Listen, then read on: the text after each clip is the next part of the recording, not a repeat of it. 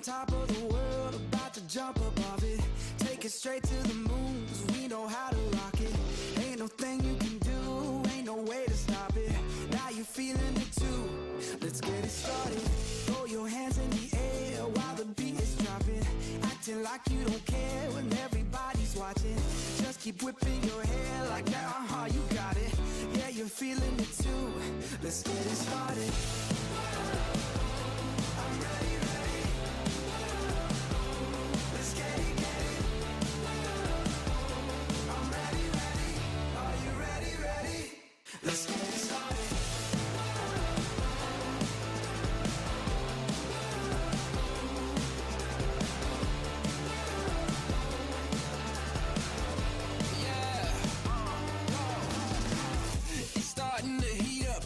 Charts off the meter, turn it up, blow the speakers, make them all to believers. Break through the surface, tell them open the curtains, give them all what they wanted, yeah. Now let's get started.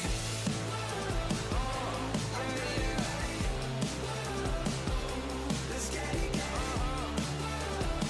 Yeah, I'm ready, ready. I'm ready. Are you ready, ready? I'm ready. Let's get it started.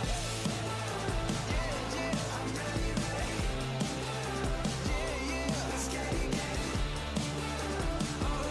I'm ready, ready. Let's go. Are you ready, ready?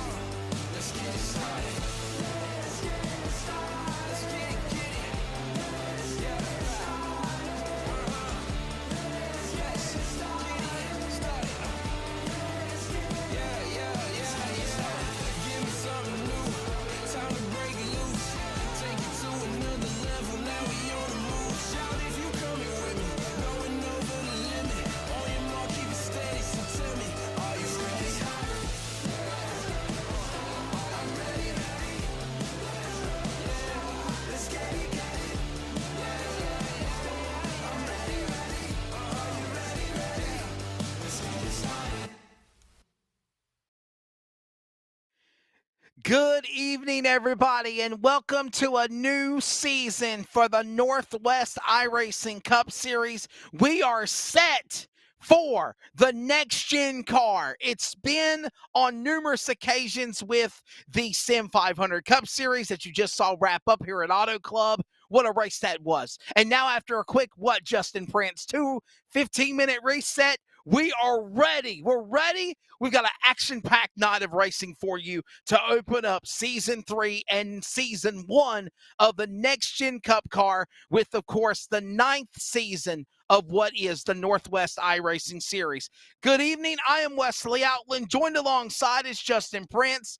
Justin, what do you think we're going to see? Daytona, you add qualifying, you add the duels, 220-lap races to try to make a 43-car field. Sometimes it's done in 2 or 3 weeks of succession, separate events. This is all in one hot night. It's going to add to that intensity level because of knowing you have to hit your quick lap for qualifying, your dual run to be able to figure out your starting position, to make sure you lock yourselves in and hope you don't have to rely on a provisional via last season's points. And then, at the same time, you then immediately, within a few minutes, have to be in the car to run the 70 laps. It's high pressure, high octane racing, and you basically don't have that breathing space to essentially regroup like you may have in some other circumstances. You need to be ready on this night if you want to start off the season right.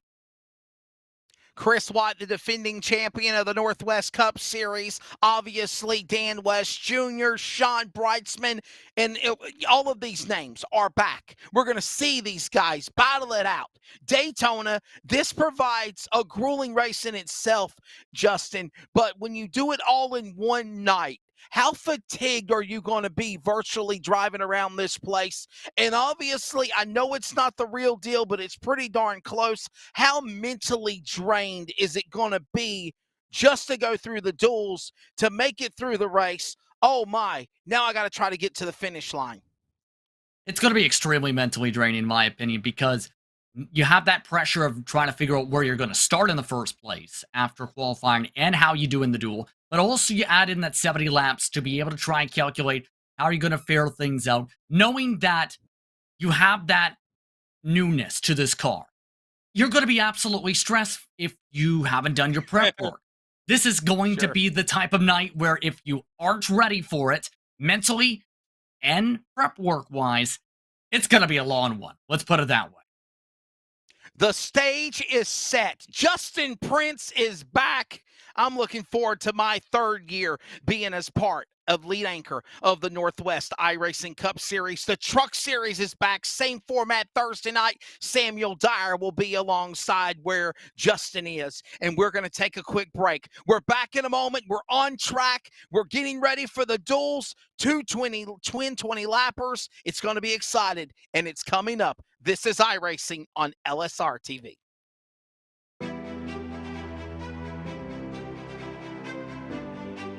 For the LSRTV, feel the roar in Daytona as the field comes to green at the world's center of racing. Ladies and gentlemen, you have a virtual race.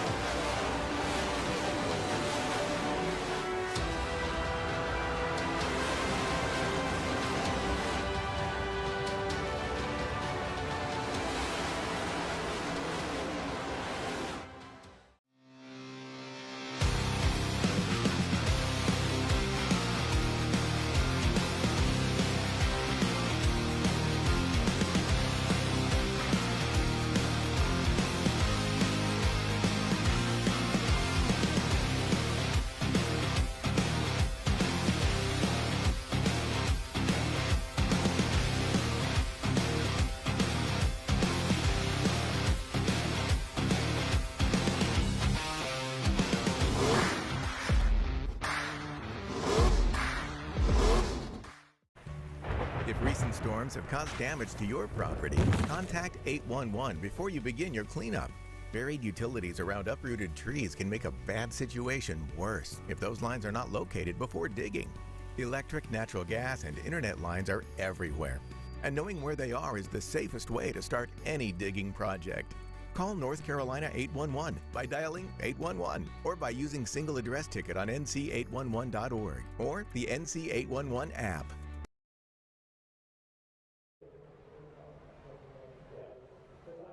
Welcome back to the virtual Daytona International Speedway as we are getting set for the opening race of the Northwest iRacing Cup Series. I'm Wesley Outland.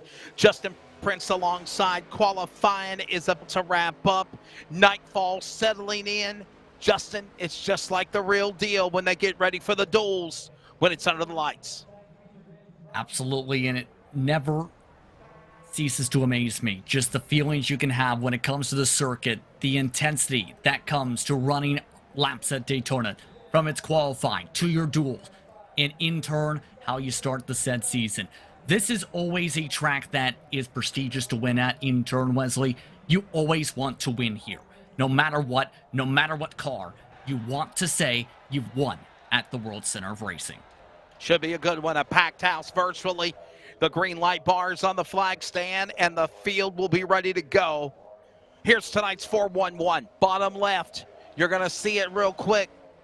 And this is the format. It's a big night. Practice sessions, a lone qualifying session that is ongoing now. Drivers meeting just concluded. And then 2 20-lap duels.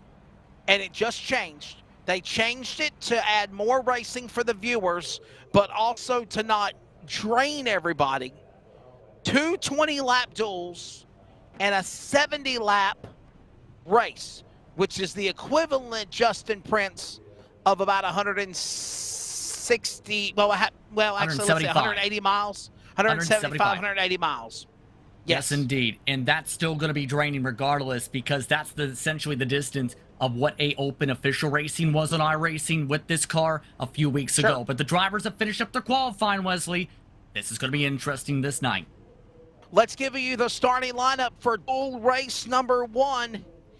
Here at Daytona International Speedway, we were told that there was almost 50 plus cars that have signed in to attempt for 43 spots.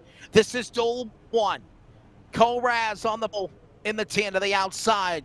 The Hermiston 00. Kevin Smith and Tom Denchel Automotive Group ready in row 1. Row 2, Lake Peterson in a 09. Matt Gelder in the 02. Row number 3, Troy Daggett in 51 and Bryce Beatty in the 70. Row 4 on the grid will find Dylan Huffines in the 20. Aaron Cooper Bug-Eyes is back in 71. And the top 10 with Stephen O'Haron 41 and Casey Garber 94. Justin Prince, he'll start 10th.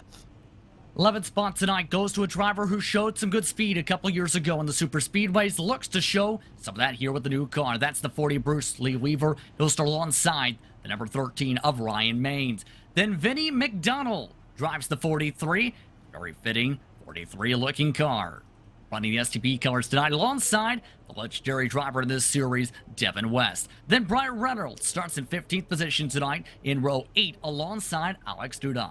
Then in row number 9, it's Bryce Clark in the 93 and Brandon Williams, who did not put into practice time, looking to back up his qualifying speed in 18th. Running at the top 20, it's Dana Rogers and our own BJ Duvall in his 85. So that is the lineup along with Ricky Bozier in 42, Brett Johnson at 7, row 11, row 12, Scott in the 90 to the outside, Ray Foy in the 26, row 13, Roy Grande in the back. 25 cars. You split them up, Justin. 25 in Duel 1, 20 laps. Line up the field. Visuals are available. We'll go through that throughout the night. The twin 20-lapper again in Duel 2, and that is 25 cars as well. Keep in mind in qualifying, the front row was locked in turn. Those two drivers who don't have to stress about the duels, Brian Barnes, Robert Gambill. Two drivers you normally would not think would be the quickest DQ, but they had spectacular runs. Some of the best qualifying, I think, in their time in the Cup Series to make sure they're the front row this year. That is phenomenal. And they have the option to abide not to run this race. They can stay back, honestly, use it for a glorified sparring session. Daytona before dark. Here comes the field behind the toe of the iRacing Ford Mustang pace car. It's going to make that left-hand turn here as the field works through the tri-oval off turn number 4. Duel 1, 20 laps. They'll go back, they'll reset, they'll do it again. Green flag in Daytona, underway. Raz and Smith front row, we're at speed. It'll be about 2 laps to come to full song. And Justin, you have a virtual race.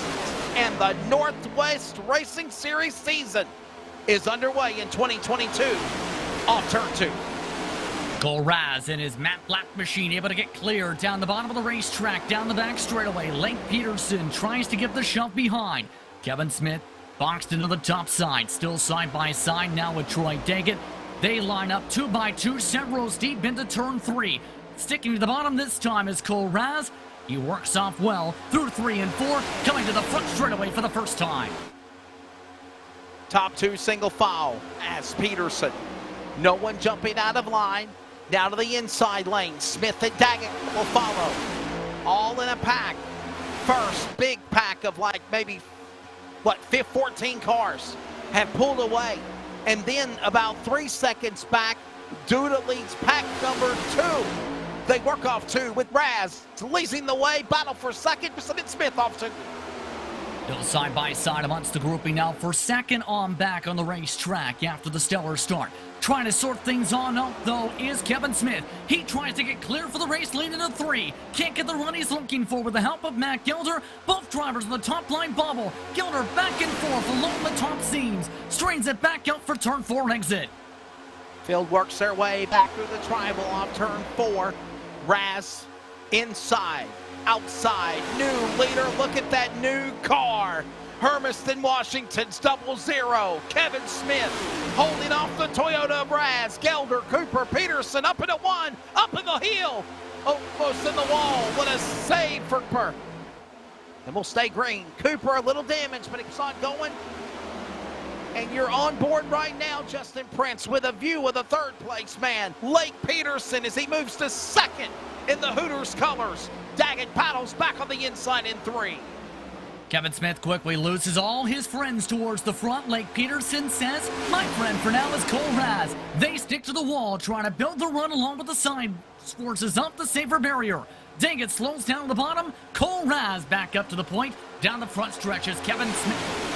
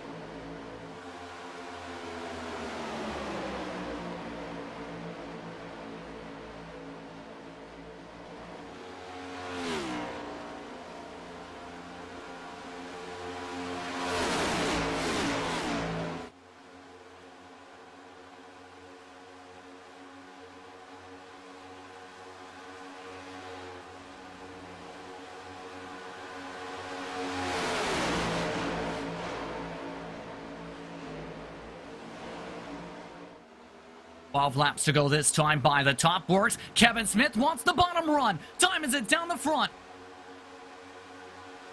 Makes that move as they work their way back across the start-finish line and close it in on halfway.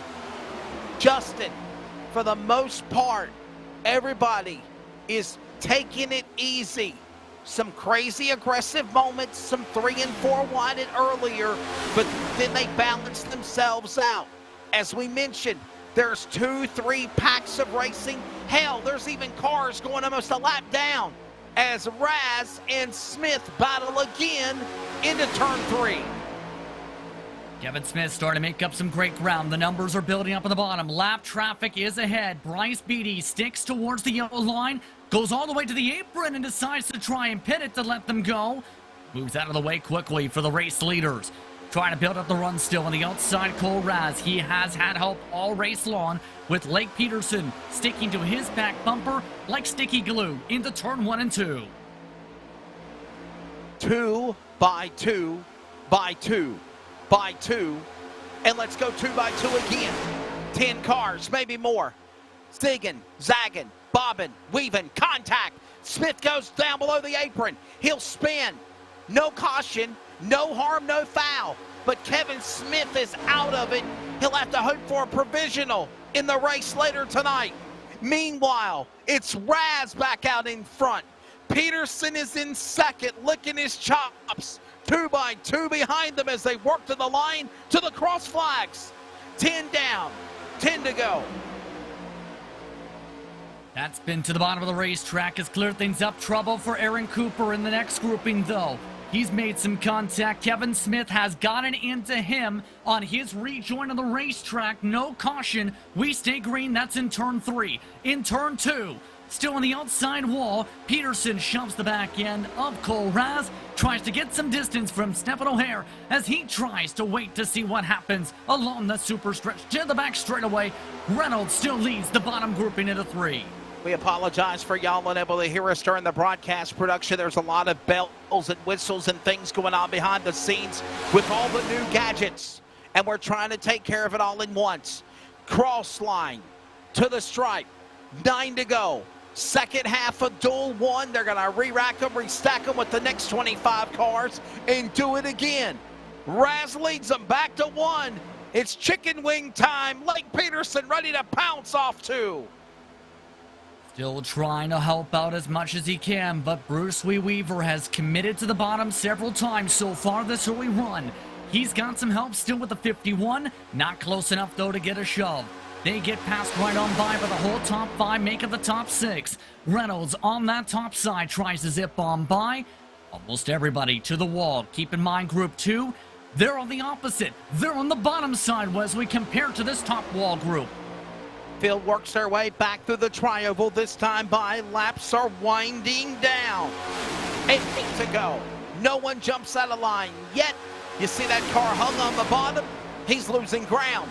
He better get back up in the top shelf where Grandma hides the cookies from Grandpa. 8 to go off turn 2. There's one making moves quite yet in this grouping, but keep in mind, we mentioned Pack 2. BJ Duvall is in that 11th spot. The bubble, though, has been ever so hot because one of the drivers who is in this lead pack slipped back there in Matt Gelder after his struggles early, 3 seconds back. They're fighting side by side still for the 15th position, trying to side draft each other compared to the patience game for those in a comfortable spot in the top 10 group. Through the tri-oval. Still outside. No one moves. Second verse, same as the first. And same as the last 13. 7 remaining. Raz and Peterson. We mentioned him earlier. Let's go back on board, bottom right. On board, second place man, Peterson.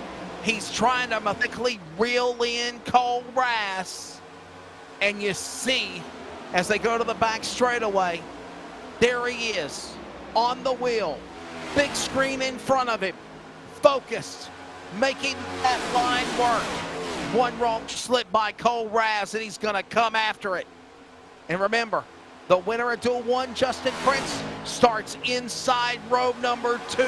You're going to go, you better go now. 6 to go at Daytona. They're back to turn 1 with more lap traffic.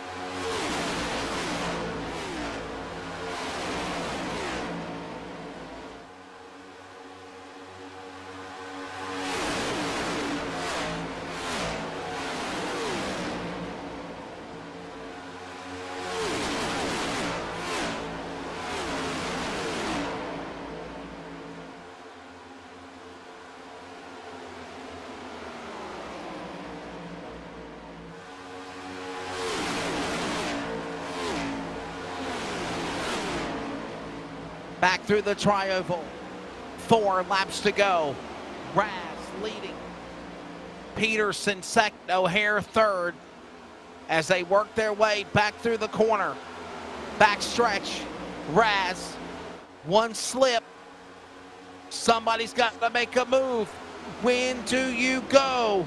You got to go, and you got to go now. We got a lot of new features. You're seeing them, the in-cars, the new graphics, the audio. We're having some text. We're working on it. We're staying with you, though, Justin, as they work off turn 4. 3 to go. Back to 1. Raz leads. And still trying to sort things out on that flag stand. Still hugging that outside line, not willing to give an inch along that wall. Who will be the first driver to make that move is the biggest question on everybody's minds, with 9 drivers having a shot to be able to win Duel 1. Raz has had the help all race long from Lake Peterson. Peterson this time backing up his runs a little bit more extra compared to what he's been doing the previous few laps, sticking to that back bumper. Will he make that move? Will anybody make that move with 2 to go this time? Coming to 2 remaining. Place your cards, place your bets. This is for 3rd spot in Duel 1. Behind the leader.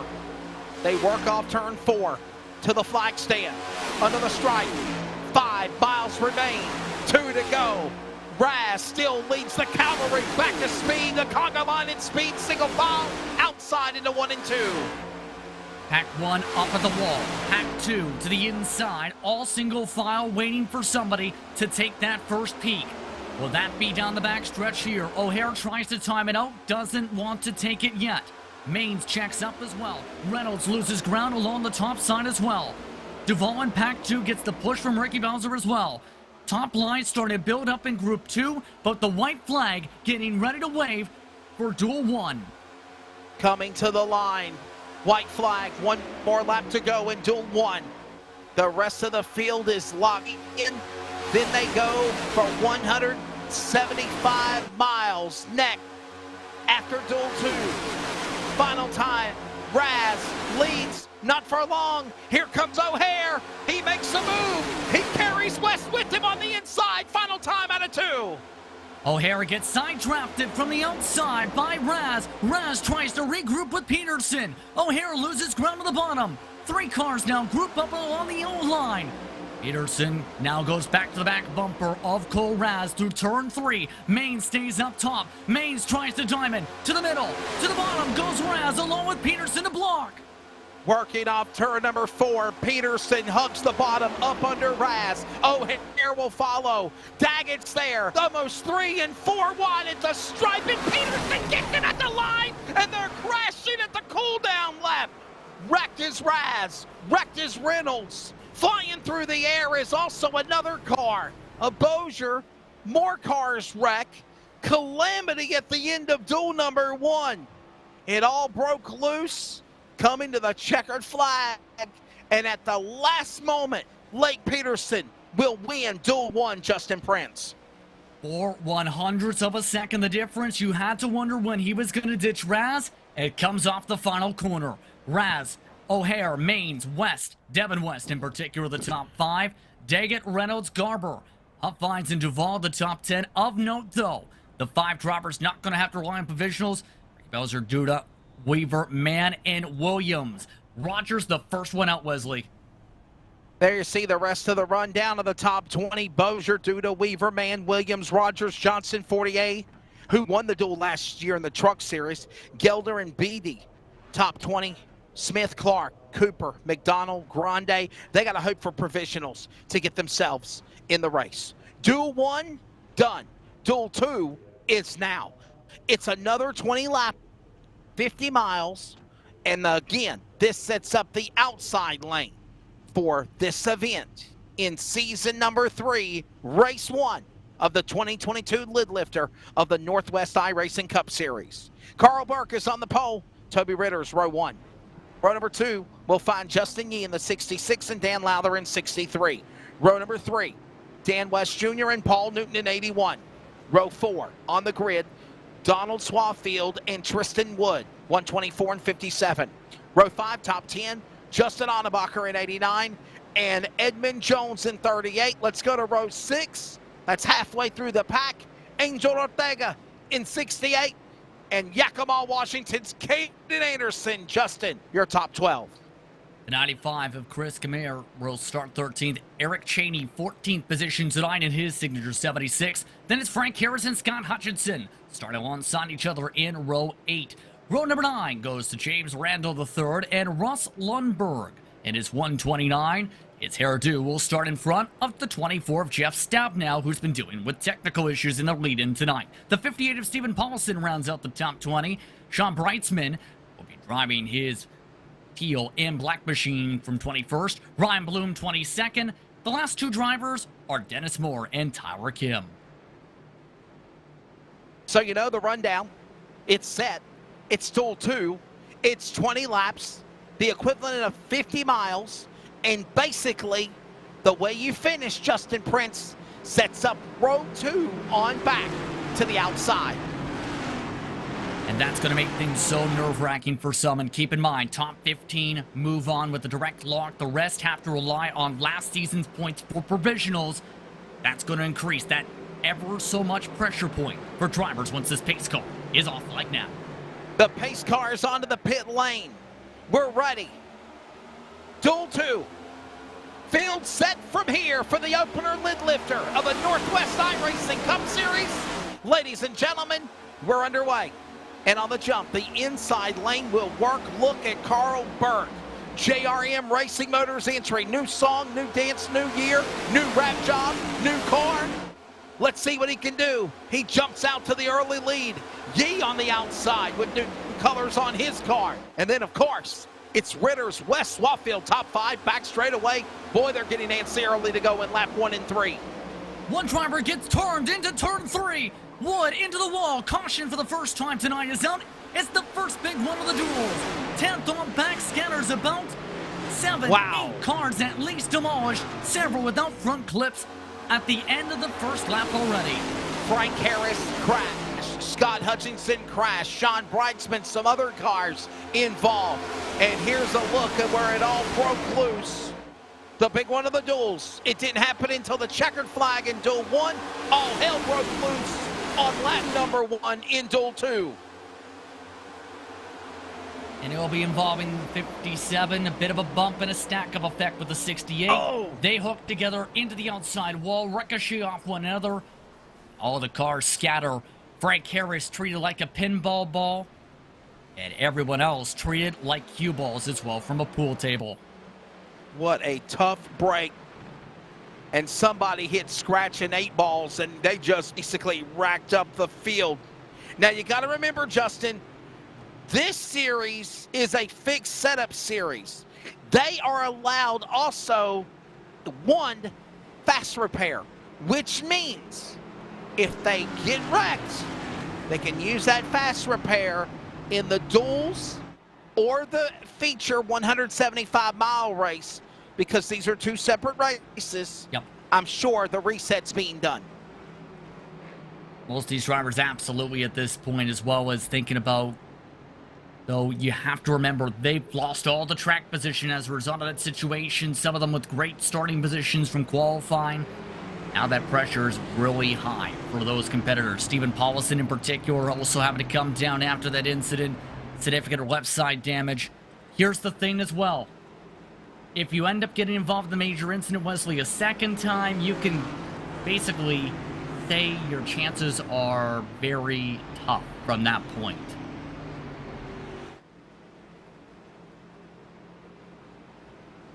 So right now, the man out in front is, of course, Justin Yee. Justin Yee, ironically, Justin Prince, is teammates to Lake Peterson, who won duel number 1. And we saw the sheer domination of Lake Peterson last year. The Vancouver, Washington 23-year-old, his machine out in front in duel number 2. And while he's deciding he wants to be the pace car tonight at the same time, he's also been somebody I've seen have the pace to be able to pull away from the pack in several times. Remember, in particular, 2020's campaign, when he joined the fray for this series, was always a contender for the top 5 right from the jump. He's actually amongst those learning how to drive this car still, like everybody else, obviously, but also wants to make a legitimate run at the eNASCAR Road to Pro Qualifying iRacing Series this year. And he's amongst those, if he's got the backing, can do a solid job in that, in my honest opinion, based on what I've seen from him on the track in several different cars, including in the series. Field comes to the pace car. Lights are going to go out. We'll get ready to go back for the restart. By the way, caution laps do count. They knock off 3 laps under yellow when they come back around next time by. A couple of cars did make some pit stops. And they'll rack them and restack when they come back around to the Geico restart zone next time by. 3 laps in. Justin Yee leads. Dan West Jr. second. Oh, by the way, can we zoom in on the Team LSRTV CRN Sports entry? Look at that beautiful ride. Dan West Jr. West Racing. LSRTV, CRN Sports, the media partners. Excited to sponsor those drivers, including Jeff Stabdown, John Audenbacher, Devin West, and Dan West Jr. Justin, I'm loving it, man. I'm loving these new cars. And our broadcast logos on there is pretty dang cool also. I'll say it's taken a liking to me with this look. I love the look of the body from the get-go, Wesley, when I first seen the concepts released a few years ago and to its final product now. But it took some time with the numbers to see which designers can come up with what concepts. There's some beautiful paint schemes on the circuit, and they made a lot of these paint schemes, in my opinion, work to what they had in the past to be able to fit with that new number placement. One of these cars look all so beautiful, and be able to use that different spacing to its perfectionist and to its perfect use. And by the way, to RGL Motorsports, Justin Prince never left LSRTV. He just did some freelance work a time or two, but we're excited to have him back along with yours truly for the Northwest Cup Series every Monday night. Green flag back in the air. 17, now make it 16 to go. 4 in, 3 were under caution. It's time to get into race mode, Justin. Got to feel the car out in Duel 2. They're back in turn 2. Dan West Jr. immediately jumps up to the top side. That has been the trend in the majority of the restarts throughout this time of the car so far. Run the wall, get the run down the backstretch. Justin Yee tries to make it work on the inside. Help now for the outside from Carl Burke for Dan West Jr. They tandem draft. Yee gets bumped off center, though, from behind from John Audenbacher. They hold on to it, causes a stack up as well on the outside, though. Both lines stacking up in 3 and 4. Field works their way through turn 4. Inside, Yee, West outside. Audenbacher there, Burke is there, Renner's there. Look at Clifford. This Bud's for you. The big red dog into the top 5. Not for long, Paul Newton passes it. And that goes on with 15 to go, 5 to halfway. Battle for the lead, Yee and West again. Off 2. He able to make up some great ground this time on the inside. Takes the outside off turn 2. Takes that lead away from Dan West Jr. No swap down for West Jr. 3 wide behind him as they try and figure out their lines in the checkups. Carl Burke elects to stay up top as well. Tries to pick up some draft from behind from Paul Newton. Newton in that colorful machine, looking to show what that car was specialized in promotions as Burke says bye to that car. Field works their way back around off the corner, back straight away, now through the trioval, off 4 to the line, 14 to go. Besides the big wreck at the start, Justin, it's the same old song and dance. Second verse or duel, same as the first. Everyone's just playing possum instead of in a single line of 2 or 3. They're 2 by 2, like Noah leading the virtual animals to the arc into 3. And right now it's a hog-tie match of anybody to take that top spot, whether it's the inside or the outside lane, off 4. Right now, 18 drivers are separated by just 1.1 seconds. That's how tight the packs are. For Carl Burke, coming off of turn 4, he takes the race lead for the first time tonight. wraps along the yellow line into the tri-oval. John Onenbacher stays tucked in as well. Justin Yee tries to get the tandem trap from Dan West Jr. Doesn't get them any ground into turns 1 and 2. They regroup and try and sort each other out all through the corner. Still on the back bumper is West Jr. on the back end of Justin Yee. They get out of shape off 2. They thought about going 3 wide, maybe 4 wide. Couple of teammates there for Team LSRTV CRN. They back off. And now they're in pack with one another and losing ground. Burke, Onenbacher now up to second. Where did he come from? And by the way, Justin, Onenbacher has won at Daytona before. Ritter's the third. You just see drivers that you see in the back usually in cookie cutter races or short track races shine like a golden goose when they're at the track that they love the most. And when you're super speedway racing, anybody's got a chance to do just that to the halfway. Trying to side draft now, Justin Yee trying to get that top line regroup. Dan West Jr. also regrouping after some of the bump drafts. James Randall III pushes nearly into the door to the 66. He gets home. Upside down. Dan West Jr. flies through the air. He collects more cars involved. Calamity. 68 Ortega gets crashed. Brightsman's involved. Lundberg involved. 57 Rective Anderson. And Wood. And the caution out again just before halfway on the back straightaway. And I've seen that happening right as James Randall III was getting a push from behind. Cheney got off center and ended up getting to the right quarter panel of Randall III, sending him right up into the side of Dan West Jr. Oh, man. He ramped off the safer barrier and up into the sky. 10, 15 cars collected, several who were involved in the first wreck. And it all started with Big Bird Eric Cheney in the inside, a little aggressive. Mind you, you're racing, you're running hard for position, but it looked like Cheney just maybe a little aggressively tried to stick that nose in there, and then it caused big calamity. That will hurt some drivers' chances in turn. Edmund Jones amongst those who has had to take a tow in those final moments. Steven Paulson for the second time already into the pit lane. Plenty of the top drivers in the series now as a result, Wesley, may have to rely on provisionals. All of this as well, Carl Burke coming to halfway this time by. He's got to be all smiles in that race car, leading 3 laps in a row now. I don't think anybody's pitting, Justin, unless you're wrecked in the back. Nope. Some cars are that were involved in that most recent incident. Ryan Bloom, the 2021 ARCA Northwest champion, comes to the pit lane.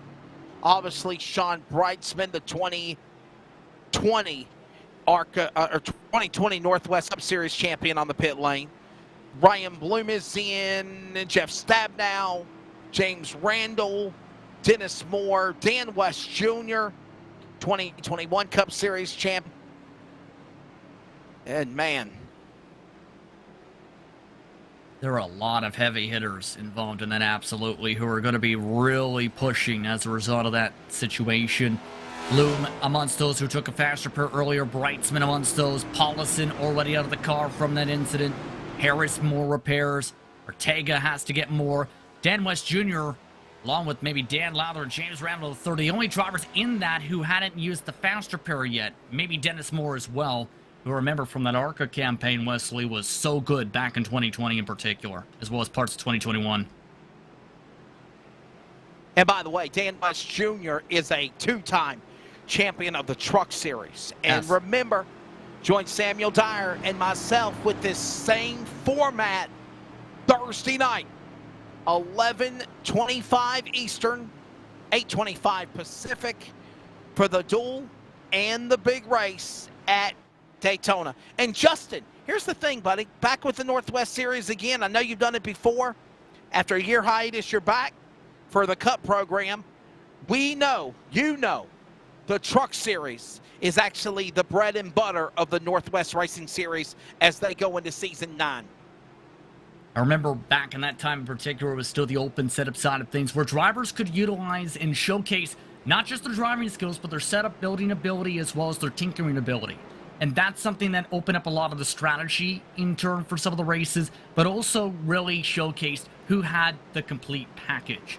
The West family racing machines at the time, I remember in particular, really looked strong in that case. We're able to find the right bases, be able to have a good platform to build upon, and just seem to, in many cases, be able to control some of those races. And it just seemed to fit their feeling. And in turn, I seen them in some of the official racing at the time too, in particular 2020. They were having very solid runs with some pretty solid teams around them. Pretty interesting races here, and I'll be honest with you, Justin, as we are after halfway, under caution here. Lights are off. We're going to go back to the restart. I don't think we're done crashing this race. This is what you go hooligan race. This is the duel. This is the equivalent of what we saw just a moment ago, or a couple of hours ago, if you will, with the Sim 500 811 call before you did Cup Series at Auto Club. An 8-lap, 16-car battle, taking only the top 5, and we saw that, and they didn't crash to the checkered flag. The duel, first one, calm, until the checkered flag coming to the line. This duel has had green wreck on the start, just another big wreck before halfway. You got drivers that are wanting to have a chance to shine, that have never been in the Northwest Racing Series before. They're going to let all the hanging out and use that rough side drag as the pace car is getting ready to come to the pit lane, back to the Geico restart zone with 8 laps to go. And these are what I mean, Justin. Names like Barnes, Burke, Ritters, Gamble, up there, trying to pull some upsets as they go to the line into turn 1. Several of the drivers that were 7th on back, significant damage. They're stacking up into 1 and 2. Able to save it is Cheney and company. They bounce off each other. Lundberg also goes and cradles the apron. They move low. No. They wreck in front. Caution is out. They stack up in the backstretch. The 57 gets spun down the track. Wood gets turned around. Cheney to the inside wall. And that was coming. Didn't I tell you I didn't think they were done? I didn't think it would happen that quick. Oh. As soon as I seen them pass the lap cars, I knew something was going to give off the exit. What happened essentially is up the road from them, Jeff Stabnow in 11th position, got a huge run behind some of the damaged cars, tried to duck underneath one of them, who's put up a block, and Chris Kamir. They bounce off each other, and bam, everybody else who had just saved it the first time gets involved in the second wreck. And Cheney right there again, Lundberg. And you know, Justin, I think that's also the equivalent of a beat-up, banged, battered, bruised car in Lundberg that was in the middle of the racing groove in the pack, trying to beat somebody to get back up to the front, made a mistake, bunched up the field behind him as we go on board now with Eric Cheney. Watch this. No, correction, this is Carl Berg. No, this is Cheney. Yeah, right there. Look out. Man, Jeff Sepp now, another season. Oh.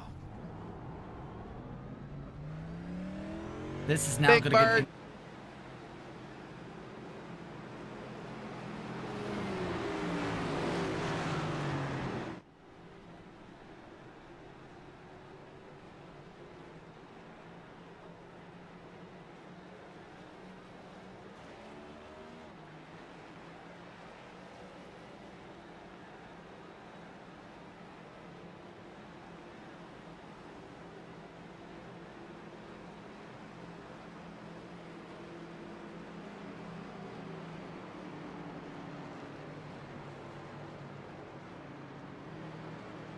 When you cut off VMix, it cuts out.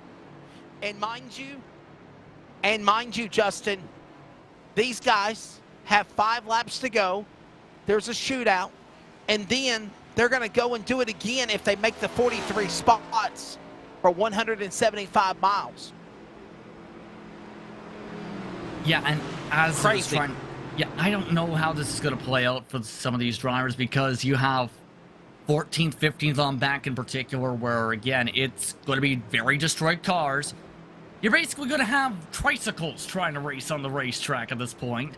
Maybe some bicycles, maybe unicycles, and hoping that it somehow works. At this point, you may not... If there's one more big one, we might not have 15 take the checkered at this rate. Yeah, we're aware. We're aware, Kristen. We're aware, James. We lost audio. We're working on some things behind the scenes. Do we have anybody on in-car in this race, Justin? Charles? Who we riding with in this race? Nobody in this race. Curious to see how this plays out. I will say, if for everyone in those said cars, you're panicking if you're about 10th on back or 9th on back, should say, and you have any sort of damage, because as we've seen, you don't get great launches when you have a crushed in front nose or the entire right side of your car missing, or, you know, no spoiler. Those are kind of important things aerodynamically at a super speedway. Lights are off on the pace car. It'll be 5. Now make it 4 laps to go when they come back to the Geico restart zone here in Duel number 2. He's Justin Prince. I'm Wesley Outland. Rocket Media Live Sim Racing welcomes you to the official home quarters series of the LSRTV, the Northwest iRacing Series, the Home Cup and Truck Series. We're excited to be back. Justin, how excited are you to be back part of the Northwest Cup Series, bud? Very excited, especially we've seen some of the talents in the Northwest in particular. A very tight-knit community in terms of real-world and virtual racing, with how many short-track racers know each other and race against one another and have that connection to each other in turn. And in a lot of cases, I think more so than any other iRacing club, always seem to be racing against each other on the track. Remember some of the series that are on the channel today, like Major Series? Remember some of its roots? Northwest Series was its initial roots, with many of the drivers in this field tonight a part of those initial grids.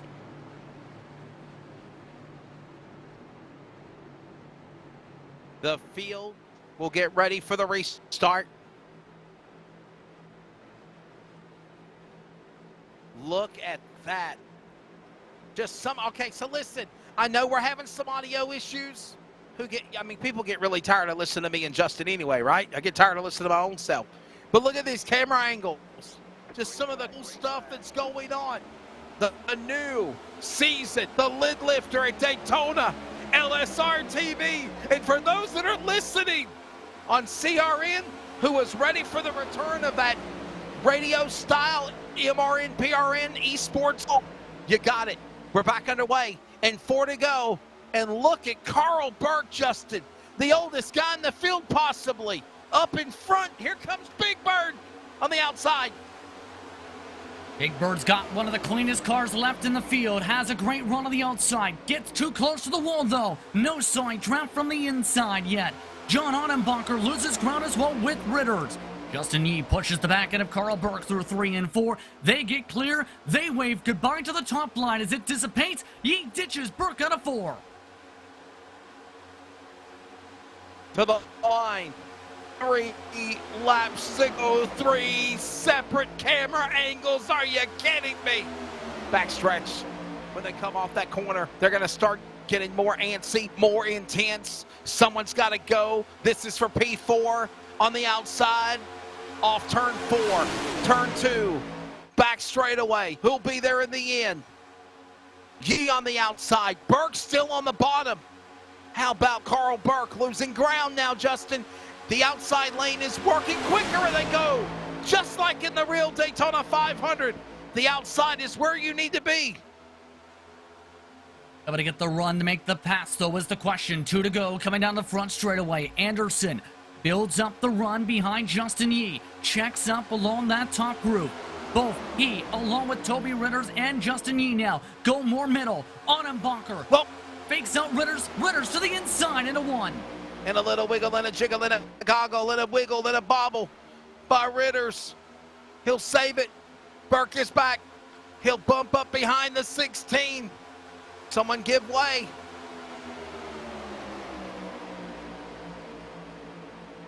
Will give way is the question down the back straight away. 4 drivers now try and get single file. They do and clear the inside line. Ritters regroups with the help of Carl Burke along with Dustin Swafield.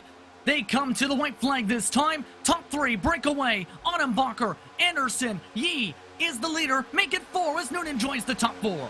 Ottenbacher and Newton also there. CRN 1 to go in Duel 2. Top 4, top 5 cars now. Where did Brightsman come from?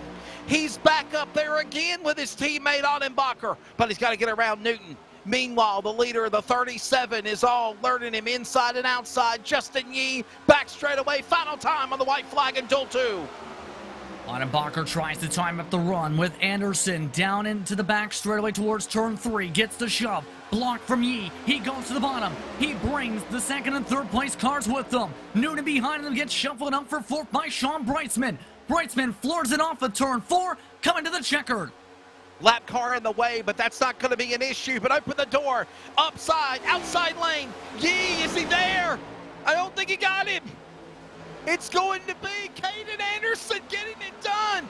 Just like in Duel 1, a pass right before the start-finish line. And Caden Anderson gets around Justin Yee to win Duel number 2, Justin, and start P4 in the Northwest's version of the Great American Race at Daytona.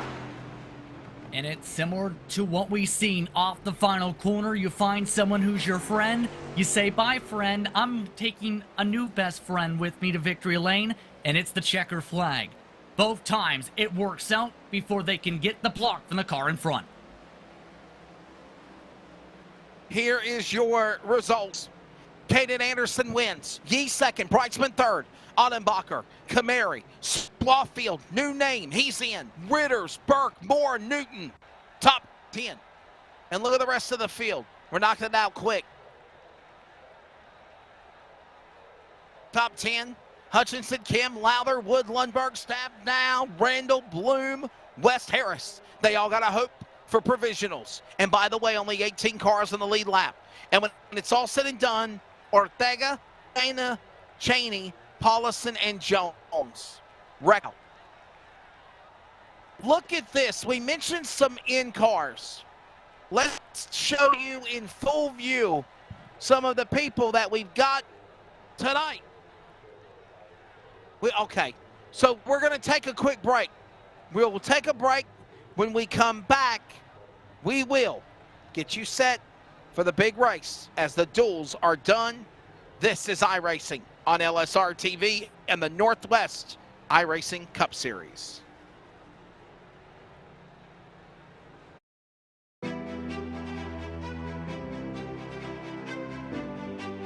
For the LSRTV, feel the roar in Daytona as the field comes to green at the world's center of racing. Ladies and gentlemen, you have a virtual race.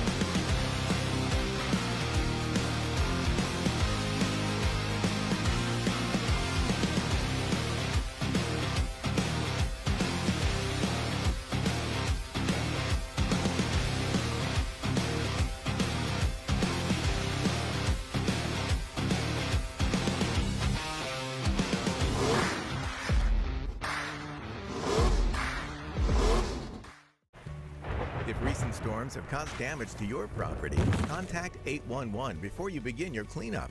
Buried utilities around uprooted trees can make a bad situation worse if those lines are not located before digging.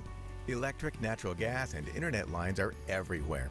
And knowing where they are is the safest way to start any digging project. Call North Carolina 811 by dialing 811 or by using single address ticket on nc811.org or the NC811 app. So usually about this time would probably be our mid-race report. Okay. No. The duels are done. Welcome to the LSRTV mid-race report. For those who are listening on the Community Radio Network, he is Justin Prince. I am Wesley Outland. Justin, the duels did not disappoint. I like Duel 2 better than Duel 1. Had an awesome finish in Duel 1. And you got guys like Lake Peterson and, of course, Caden Anderson. And the finishes came from out of nowhere to get it done. I think it's only a small inclination of what we've seen in the duels. This virtual Great American Race for the Northwest iRacing Cup Series is going to be a fun show. I think it's going to be a great race tonight, and it's pretty clear with the tempos and the feels of the two different duels. You had the drivers who were calm, trying to sort things out, confident to run that top line and try that choo-choo train mark. Then you have the second group who are more so used to what was seen the previous year with a lot of the side-by-side, trying to pull each other back, fighting back and forth, tooth and nail. And I think those two styles will be not just with a clash, but also a bit of a battle to see which works out, which drivers are able to sort each other out, figure things out to be able to be amongst that lead pack and not lose ground like we've seen some of the drivers a lot actually do in Duel 1. So, Justin, we saw the Next Gen car at Auto Club earlier tonight with the Sim 500 competitors. And obviously the Northwest Racing program, they're like a big family. These guys have been beating banging fenders for a long time, close to a decade in the Truck Series next year. What's your take of what we saw with this car and the way these drivers respected or maybe was aggressive to one another in just a 20-lap race will we see in the 70-lap feature coming up next? Well, that's the thing with the duels. It felt like in Duel 1, the drivers, once they started to spread apart after some of the cars 15th on back didn't get the greatest of opening laps and lost the tail end of the draft, they realized as long as we race clean, we're in a comfortable spot. Just hold on to the draft. Some drivers didn't get the memo, and guess what? Everyone's so scrambling around 15th on back by the end of the duel in Pack 2. And I think that was the strong respect shown by those knowing, let's be smart, let's not lose our top 5. Then you have Duel 2, and you have absolute pandemonium breakout where you end up having drivers having not too much give and a lot of take in some cases. And you see the result. You have to find that right balance, knowing there's 70 laps up on the board for the main race, and knowing, as competitors, you'll be racing each other all year. You've raced against each other in turn as well for many years. Do you really want to be that person who turns your best friend for so many years in the opening laps of a race? Not really. And you literally just open the door and I'm going to kick it down, and you just said it.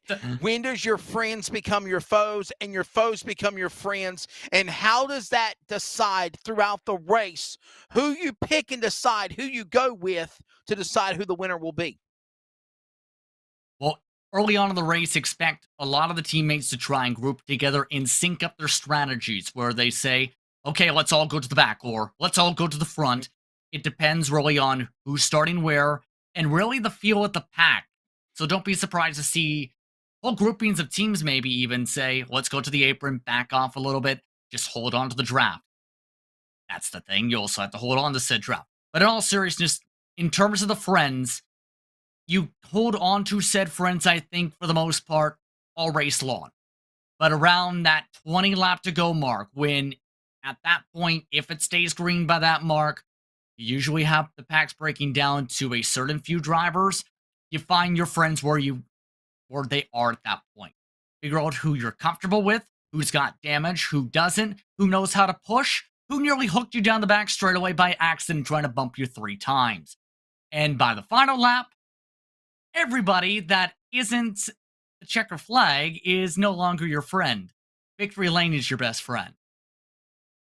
Justin, do you think we're going to see the top 4 cars. Obviously, the fast qualifiers, the front row got locked in on qualifying earlier this evening, and then the two dual winners of course, Lake Peterson, Caden Anderson. Do you think those final 4 are going to be the winning 4 maybe in the end of this, or are we going to see somebody else come through the ashes from the back of the pack and win this 70-lap race that had to fight or claw their way to do it this evening? It honestly depends on what happens the opening 10 laps. If you have an incident involving the front pack, I think that really makes it to where anybody's race at that point can be that mark, because you'll have drivers with top off and get to the back. You'll have drivers with take faster pairs, and that will change the whole complexion of things and potentially set the tone. It goes green after 10 laps. I think you can realistically say if they can hold on to their track position, they might be in the mix. But here's the thing when it comes to Daytona. Being up at the front as a starter is not a guarantee. I can't That's right. That's tell you right. how many times I've seen 30 positions, 40 positions, some cases gained, be in the top 5 in the final 10 laps. And by the way, you're not missing a thing. All you're looking at right there is just the practice session, that final warm-up before they get ready for the big race here tonight at Daytona. And again, it's going to be an exciting one. We mentioned it earlier. It's going to be 175 miles, 70 laps, the distance that is coming up here at Daytona. And honestly, Justin Prince, that is the equivalent of what you see in today's NASCAR Duel on Thursday night before the 500. 65, 70 lap shootout. We're going to see the same thing here in just a few moments. And the reason why they condensed it a little bit was not to cheat the fans, because we still wanted to give you a good show. Honestly, Justin, and we've said this so many times, let's just run 20 laps. White flag, they're going to tear their cars out of hell. The finish is going to be whatever it is. No, in all seriousness, we felt like we needed to keep it under 200 miles because we did 50 miles in the duels. In both duels, that's 270 miles, which is the equivalent of normally, Justin Prince, a 65, 70% run time of a race that we normally do. Now, Justin, can we let the fans know and the viewers and listeners know that there is a 90-minute time clock, and that will be in full effect during this race? So if you either get to lap 70 or you get to 90 minutes, this race would end. How difficult, disappointing would it be if we go 90 minutes in and all of a sudden the race is just over? It'd be very frustrating, I will say that, from a driver's perspective, but to put it to the mindset, 80 laps, I've seen races go that same time frame. It comes down to how many cautions there are, because remember, the amount of time per pace lap is about 1 minute or so here at Daytona. Sure. There is the plan to quicken the cautions if necessary, keep in mind, depending on the situation. So that's something to consider that would factor on into that calculation. But if you end up having, say, 6, 7, 8 cautions, as a driver, you have to start keeping an eye on that, because that could factor in for the green-white checkers towards the end of the race tonight, and in turn could impact how hard you push towards the end of the race. You have a very long run, though. You don't panic about time. And listen, if you're looking at that stop clock, that timer clock, like obviously we're going to be watching the lap counter, but also the countdown. If we get to like 5 minutes remaining in the race and you know you're not going to go the full distance, I think you're going to see everybody that's got a shot come to the front, give it full bore, all you have, all your mustered momentum, and give it a chance to try to be there at the end, especially when you're not racing the distance, but you're racing against the clock. You want to be in P1 when that clock chimes 90 minutes. And I've seen so many cases, Wesley, drivers concerned about that said time end up pressing and making mistakes. That's going to be the key thing as well. Time or not, you can't over press. You panic, it can snowball. It snowballs, Yes. You end up finishing in the garage. It should be an exciting time. Hey, why don't we step away? We'll take another commercial break. They're still doing their final practice session.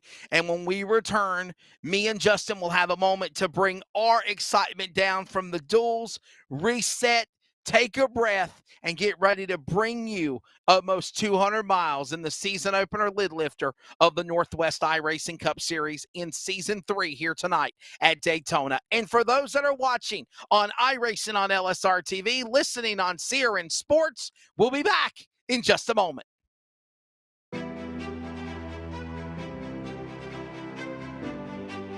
For the LSRTV, feel the roar in Daytona as the field comes to green at the world's center of racing. Ladies and gentlemen, you have a virtual race.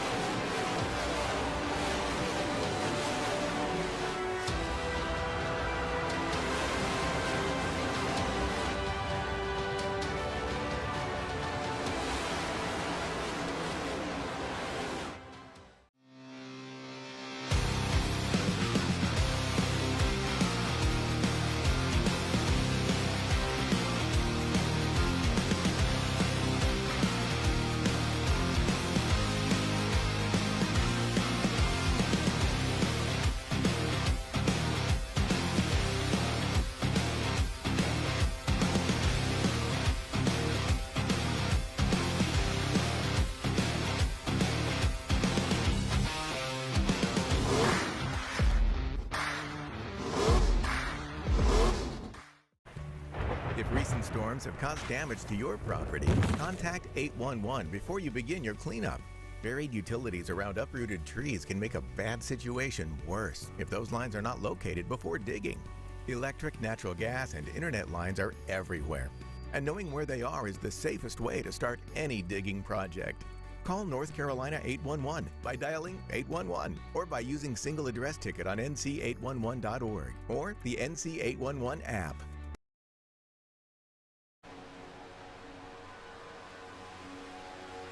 You see the final moments of practice now coming to its closure.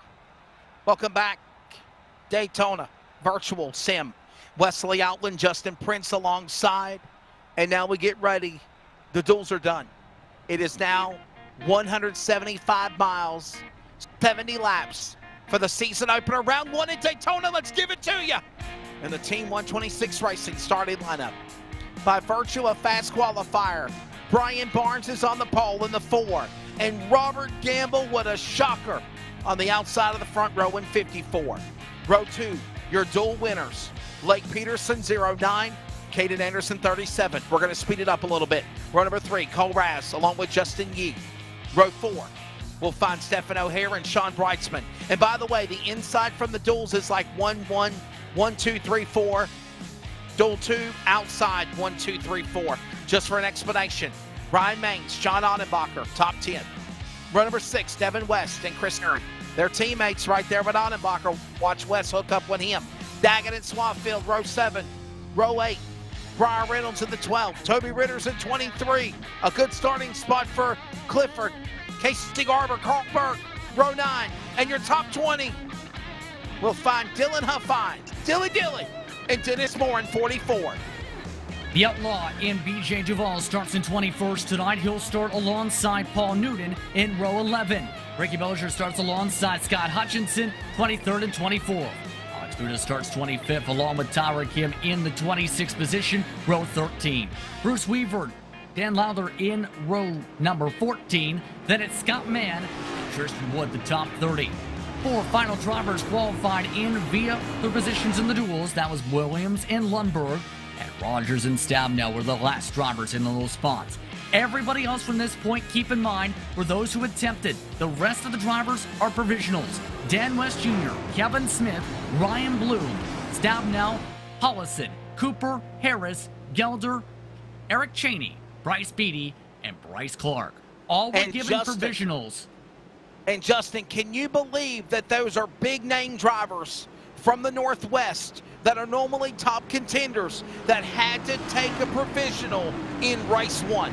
And aren't you glad you have it? Absolutely, and I talked about the stress of being behind the 8 ball and this type of a race, especially if you want to make a run for the championship. Some big names having to go home as a result of some of the attrition early on. But the thing is, new season and some new names looking to showcase what they can do, while other names look to see how they do at Daytona. It is go time. The pace car gets ready to drop onto the pit lord. And from the Pacific Northwest, the Cup's best. Kaleidoscope of 43 to the line.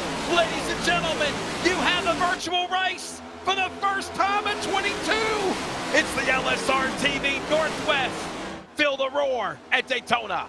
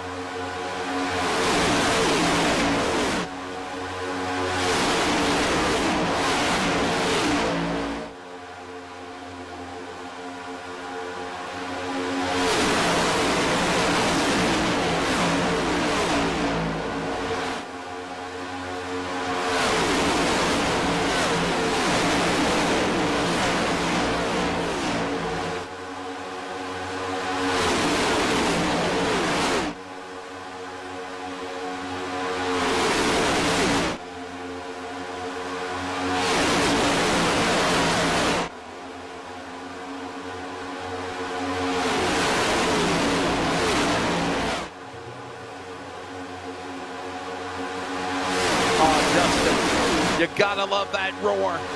The Northwest best. Trouble straight away. In the back. Couple of cars in provisional land have wrecked. Who is it? Bryce Beatty got Bryce hooked around. Beatty. Yes, Bryce Beatty collected some more cars involved. Oh my goodness. That is not how you want to start off your night, Wesley, because what happened essentially, I think the best way to put it is, when cars check up with a bit of contact, some people like to keep their foot in it, and sometimes by the time you start lifting and try and clear one another, you got to be aware of what's going on around, and it's a very tight box you'll see here. Door bumper clear. Hashtag fake news and trouble. Look at this. Speedy around Dan West Jr., around the 25 of Ryan Bloom. Justin, all provisional cars. We just got started. Kevin Smith and others, nowhere to go. And this is where it all began. You'll watch right about here. There's a checkup involving one of the drivers hitting a bit of the apron, causes a bit of a snake effect. He gets onto the gas. Right about here is where he starts lifting, tries to move down, comes across the nose. That llama machine, Dog's machine makes hard contact. The driver there trying to get around also. Innocent bystander to the 30 of Tyler Kim.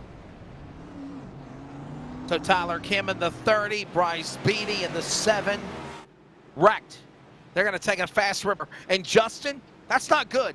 Not on lap 4, having to take a fast repair. Do you maybe hang in the back and limp and be battered and bruised and destroyed? Wait for a caution before halfway, lap 35, then go for a fast repair? Or do you have to fix your car now? If you have a meatball flag, you have to fix the car right now. Because, again, it's mandatory repairs. You have no choice but to take the fast repair if you really want to keep going. For many of the drivers who may have more minor damage or can functionally keep up with the draft, in their opinion, in my honest opinion, to hold on to the fast repair for as long as possible. Some I've seen hold on to it to 5 to go and make it work decently. Because Justin, my friend, can you explain what the meatball flag means? Because obviously I know it's something that's primarily used a lot in road course racing, open wheel, Formula One, if you will. But let's just say it's the black flag with a big red circle. It basically means you have required repairs in that you have so much damage on your car that you have to come into your pit box within 3 laps, 3 green flag laps specifically, and get all of them repaired before you are allowed back on the racetrack. If you record 3 green flag laps without serving that penalty, you end up getting parked and disqualified for the rest of the evening. You end up on that lap you finished that previous time around. In other words, say you take some engine damage. That replacing the whole engine, that's a full 36 minutes in sim. Replacing axle damage could be up towards of 8 minutes in some cases. You don't want to get it if you want to truly contend. And mind you, the meatball flag used in real racing, Justin, is the equivalent of going to a real racetrack and getting the black flag. You ignore the black flag from the tower or the race director, the flag stand, after 3 times. You see it in NASCAR sometimes. The black flag with the white cross, a lot of people call it the skull flag, is used. Basically, the meatball flag in iRacing is the equivalent of that, meaning you got to pit. If you don't, you're disqualified. You're done. And then you get the cross flag in terms of the black flag with the cross text that tells you you are officially done. And then your car teleports to disqualification land. Just randomly just goes teleportation. You are eliminated from the island of Piggy Piggy, as my daddy says. Within 5 seconds, yes. Yes. Lights are off for the pace car. We got 3 laps in and calamity. 3 laps under caution. He's Justin Prince. I'm so excited to work with him on this entire Season 3 of the Next Gen Cup Series for the Northwest Racing Series. Hey, by the way, go to Northwest Racing Series. If you are in the Pacific Northwest and you want to sign up, Justin Prince, this is a new year. You can become a member. Become a member. You have to live in the Northwest U.S., which is basically California, Oregon, Washington, Upper Canada, Idaho, Montana, Colorado, in that area. Pay an entry fee, join our team. Justin, you can have fun with us every Monday and Thursday night. We've seen lots of new talent come in the past couple of years in particular. In particular, some drivers seen make their debuts tonight and try and show they've got good pace. Super speedways in particular. Make some friends for the later races, because you never know. You may find your friends if you want to win this type of a race. But we're all set to go. 64 to go. Only 6 laps in, still a long way to go. And mind you, like the song, short time to get there. Field will make their way back to the Geico restart zone. We're back underway at Daytona. Inside, Barnes, inside. He carries, Mains with him. What a wrap job on the V-Shop Toyota. Number 13, look at O'Hare. Justin, he's changed up his colors. He's in 3rd. Peterson Raz, top 5 off 2. Close to the lead car, selecting wrap the bottom. Now Stephen O'Hare elects to wrap the top. He gets the run, gets help from Lake Peterson. They jump on by along with Cole Rouse and company. The top 2 left on their own. Ryan Barnes with nobody to push him through 3 and 4. To the race lead goes the 41, coming off turn 4 for American Touch-Up. Can you say all by myself? Here they come, working through the tri-oval. And quickly back to the outside lane. Here comes O'Hare to the lead. Lap number 8 of 70. Just getting things started. The number 41 machine, Stephen O'Hare. In the top line, trying to get the rhythm together is that grouping. Mains has been able to find a little bit of help along with Barnes to be able to get the bottom rolling again with Robert Gambill, along with Chris Kamir on that yellow line. But the top 3 along the top line, all comfortable, starting to build up a little bit of a buffer. Losing ground, though, compared to that bottom groove. Shortest distance around. Working together, the tandem draft is working for Barnes to get the run back. Stephen O'Hare from Grants Pass, Oregon for Beaver State Racing. 33 years old. now falls back to second. Maybe more. Barnes, pole car, back to the lead. Outside lane, O'Hare. And here comes Mason Peterson off two. Big run for the bottom side. The top line starting to really die on down. Mainz on clear along with Barnes. Top two have a choice on where they want to stay. They want to stay on the bottom side still. The top line trying to communicate, try and figure out where they want to run, how close to the wall they feel comfortable, how to get the momentum back. The top line is completely falling apart with the speed. 2 miles an hour slower up 4. Working back through the tri-oval under the flag stand. 60 laps to go. Next time by. Still a long way to go in this race. But honestly, Justin, it's not. Barnes, Mainz, Gamble. Everyone now finally plays nice. They actually do not create a middle lane until they get around the top 20. And just like that, Garber falls back. The 20 of Huffines now climbs. Here comes Peterson now battles. Duval now climbing in the top 10. What a run for Will Duval, the pink and white 87. The outlaw. Behind him is Peterson. Justin, we talked about it. Your teammates, friends or foes, you start making them early. Duval's able to find a friend indeed in Lake Peterson. The top line now re-rolling with him, asserting his dominance down through 3 and 4 to the very back of the group. Goes O'Hare to 16th into turn 1. Duval getting a tandem draft now from Peterson. They try and get closer to the inside cars. Try and side draft with the 95 of Kamir. Off the back straightaway they go, side by side for 4. In the pack, working down the straightaway. No one jumps out of line just yet. Barnes holds on to the cavalry. Lap car in the way. And now they work into the turn. Mainz under attack by now Duval. Here comes the Bengals machine. Robert Gamble battles with the other orange and black car. Some like chicken wings, some like football. And there they are. Gamble and of course that driver on the inside losing gain. Peterson now moving to second. But it's now BJ Duval. Duval. Are you serious? Yes, indeed. He was able to clear with the help of Peterson. Peterson says, "You've led your lap.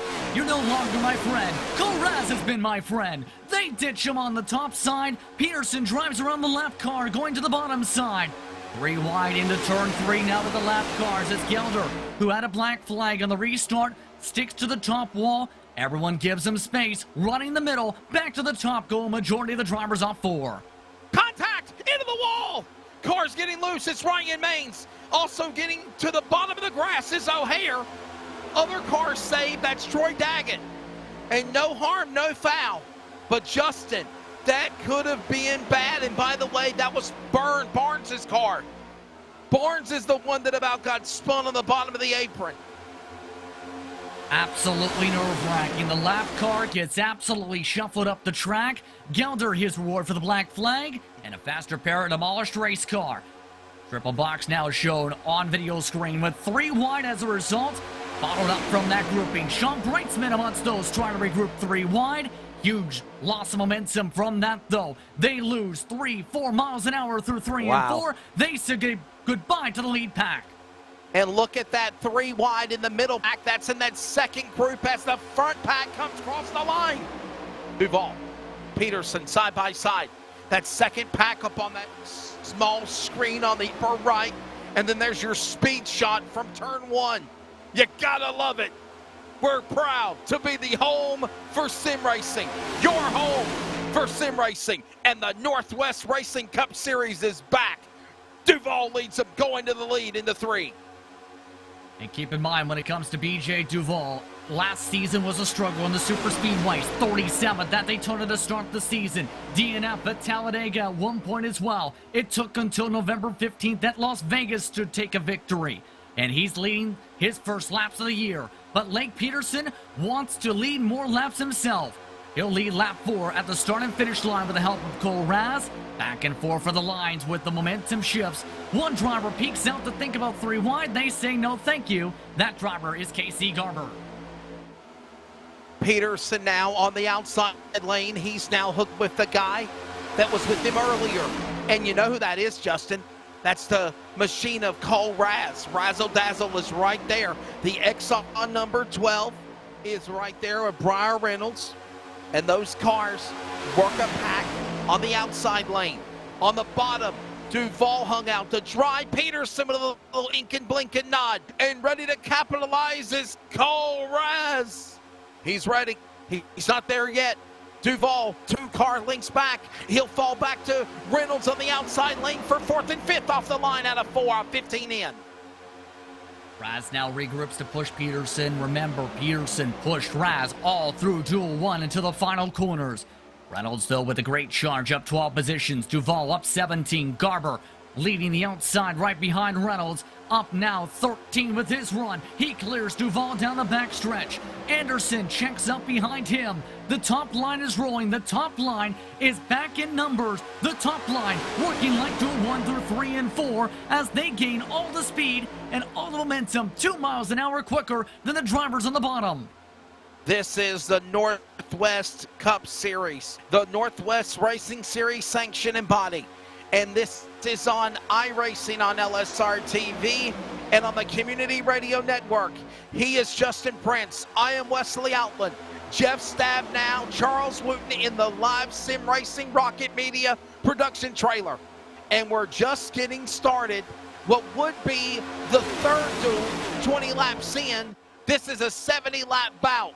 Still a long way to go, Justin. And right now, Peterson is leading the way. Raz, those drivers 1 and 2 into 1 until just at the last moment. Reynolds, Duval, what a hell of a drive they got going on. Garber's in the top 5. What a way to represent the Northwest Pro Late Model Series with him in front. And here comes Anderson, the Duel 2 winner, Justin. He's in the top 6 now. He moves up around Barnes. The pole cars, they flip-flop spots between Maines, who was on the outside front row. Of course, Gamble in the top 10 as they go to 1. Lines still sorting each other out, and keep in mind, 1 car length difference. The majority of these lines now because of the potential of the side draft factor. That's been a trend throughout the past few weeks with this car to prevent pulling each other back. Now, towards the middle of the straightaway. Go the drivers once more. Now they try and side draft a little bit.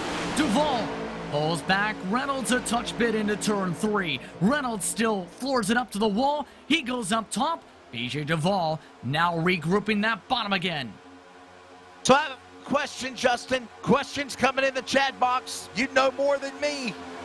70-lap race. How many stops? I'm thinking maybe 1, Yes. 2. 1 stop is the call in theory. You can go realistically around 38 laps. If you save hard, about 40, and that was pushing it, keep in mind, for drivers in the NASCAR competition. So keep in mind that the fuel window has about a 5-10 lap variance for drivers if they want to try and undercut or overcut their competitors. The lines, though, are shuffling through turn 3 after a bobble down the backstretch. Cole Raz and Lake Peterson want to now block off BJ Duval on the bottom. They clear the top grouping. Reynolds is the lead car on the top. Peterson, Raz, Duval, 1, 2, and 3. Reynolds and Barnes. Garber, Maines, Anderson, O'Hare, and Gamble, top 10. Here comes now Duval. Outside lane, he's there. He got hung on the bottom earlier, Justin. Now he's in the catbird seat, possibly, but who goes with him? Reynolds trying to regroup to get towards him now. Side drafting hard is Duval to the quarter panels of the 4 of Barnes. His blue and yellow machine, though, gets the pull from the draft in front. Duval with no one to help from behind on his bumper. Top line loses ground again. Bottom group more organized, it seems, around 3-4 cars, leading that bottom group into 4. Oh, Justin, for the first time this year, can I say it? Here, kitty, kitty. Look who's coming. The second pack right there. Can we do 3 camera angles? There's pack 1. Pack number 2. Trouble in pack 1. Trouble. Peterson turns west sideways. And the caution's out. West is crashed. Dragon's crashed. So is more cars wrecking. Oh my goodness. Well, you know what, Justin? I made the clarification that the Second pack is reeling in. The first pack, it's going to happen now. We just wrecked them in turn 1 and 2. Watch Robert Gamble in particular, because into turn 1, he has a massive checkup. As they start to bottle up on the bottom line, he checks up hard. Not enough time for some of the drivers to respond. And oh, wow. 3 rows of cars crash about in the corner. Then the second pack floors it in. That was Sean Brightsman, Justin Yee. Sean Brightsman in the wreck. More wrecking. Oh, heartbreak. And that's the thing, right? These cars aren't transparent, Wesley. It's not easy to see through other people's windshields. And in that case, if you don't have the communication of, we're checking up, see the result. We're going to go to a quick break, but first, we're going to see who pits. Does anybody come to the pit lane, Justin? You've got less than 50 laps to go, 22 in. Do you pit and go to the finish? You can't make it to the finish. You're on gas. Point simply, Wesley, if you have track position, stay out. And/or if you're willing to maybe gamble to find teammates, maybe think about a potential stop to be able to set up a splash and dash later on to make sure you have a sure stop under green. But in theory, if you've got track position, keep it. If you were involved in that wreck, you find some bumpers somewhere. Well, look at this, Justin. Holy cow. Wow. Front pack pitting. Boy, did they prove us wrong. The entire cavalry comes down to the pit lane on lap number 22. I wasn't expecting that. Neither was I at this point. But I think maybe the thought maybe as well is that first thought process. Trying to shorten the stop under green. Who takes 2 and who takes 4 is the question. BJ Duval missed his pit stall. He is the first off the lane. Devin West missed his stall. He's second. Lauren Barnes took 2. Peterson took 4. Almost everybody else takes 4. And they'll reset. They'll go again. Cars multiple laps down. They'll get around to the free pass. And that Toyota machine missing the pit stall, unable to pit, will either decide to pit this time or use that field position to stay up in P1. We're also coming up on the top of the hour. So we'll also go to commercial break and we'll pause for 10 seconds of radio ID on CRN. And we'll go to commercial break for those that are watching iRacing on LSRTV.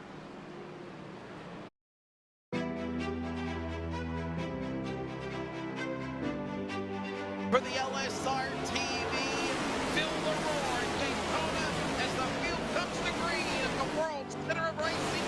Ladies and gentlemen, you have a virtual race.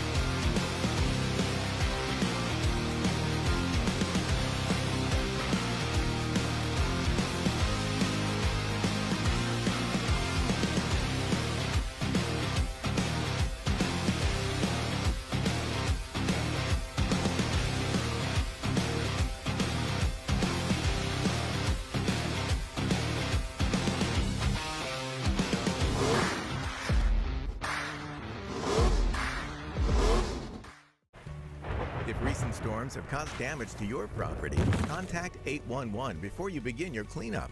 Buried utilities around uprooted trees can make a bad situation worse if those lines are not located before digging. Electric, natural gas, and internet lines are everywhere, and knowing where they are is the safest way to start any digging project. Call North Carolina 811 by dialing 811 or by using single address ticket on nc811.org or the NC811 app.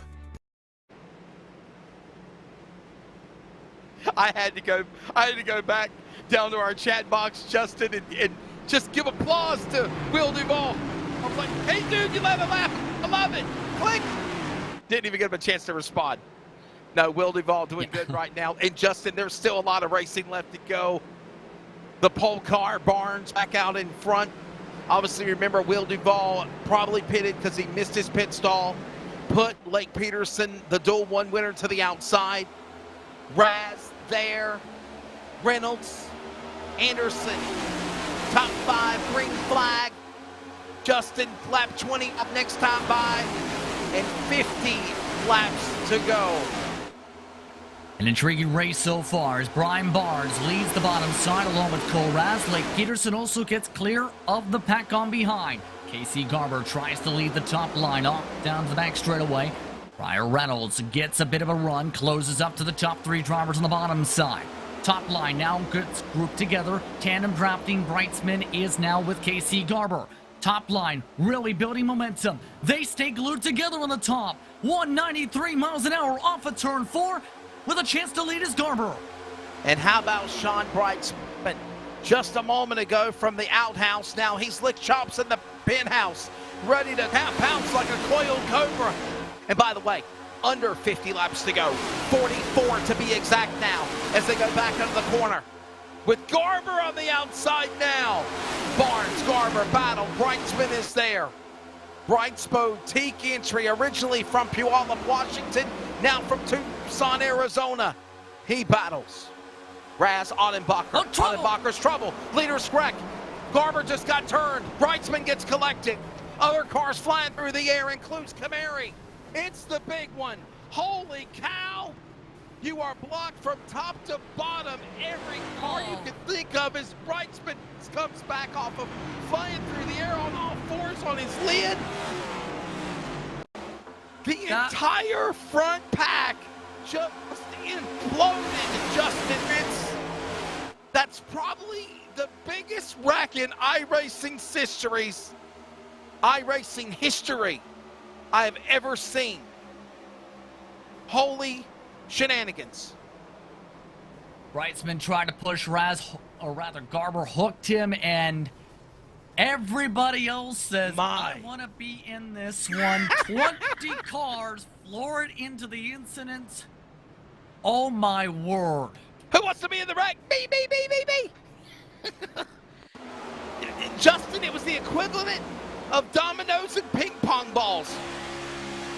Remember that Coke Zero Sugar 400 a few years ago, about 10 years ago now, where it was one of the rained out ones in the daytime.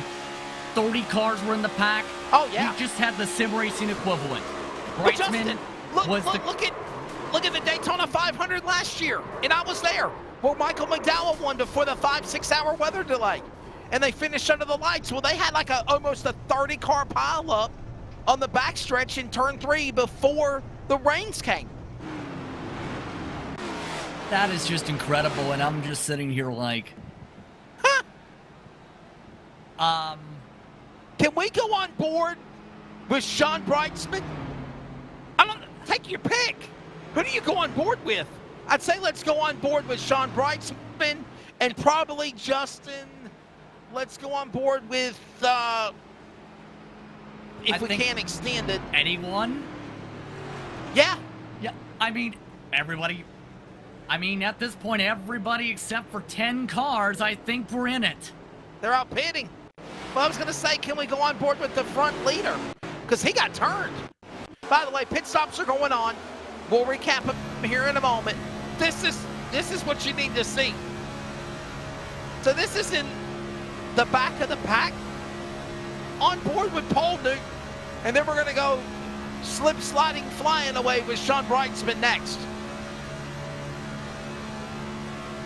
Justin, what's this feeling like right here? You see smoke? I can make it. I can't. And you're hoping that you don't get hit from behind and better people see the smoke and he ends up getting turned around and then, Let's go with Brightsman. This will be fun. Oh, yeah. Remember that And Justin, he's right here. He was in third. He was in fourth. Yeah. He was about to clear for the race lead with the tandem. It was working so well. And then they just become unhooked right here and online. Watch and listen.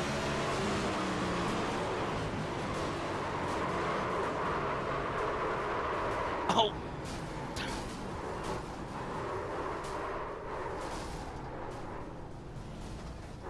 Oh, he flipped over O'Hare's car. Like a pirouette, if you will, Justin. I was about to say for a while there, I was like, well, he's okay. How the hell did he flip? At the end, he flipped on the car of O'Hare. Oh, and mind you, this is virtual racing, just as we always say. You can either hit the escape button, come again next week, go to the pits, take on a fast repair. Nobody was hurt in the making of the big one. I was about to say, that flip, remember that wreck I was referring to? Remember Kyle Busch also flipped over in the middle of the pack at the end of it all? Oh, without a doubt. Yeah. And Joey Logano, too, at Dover. Yeah. But I will say this. I hope the powers that be at iRacing and LSRTV clip that and we use it for advertising. I have a feeling it is. That is right there, wreck of the year so far. I know we're in March. Justin Prince, that's the biggest iRacing crash I've ever seen. Ever. It's one of the biggest I've seen on the oval side, I will say, in the middle of a race like this.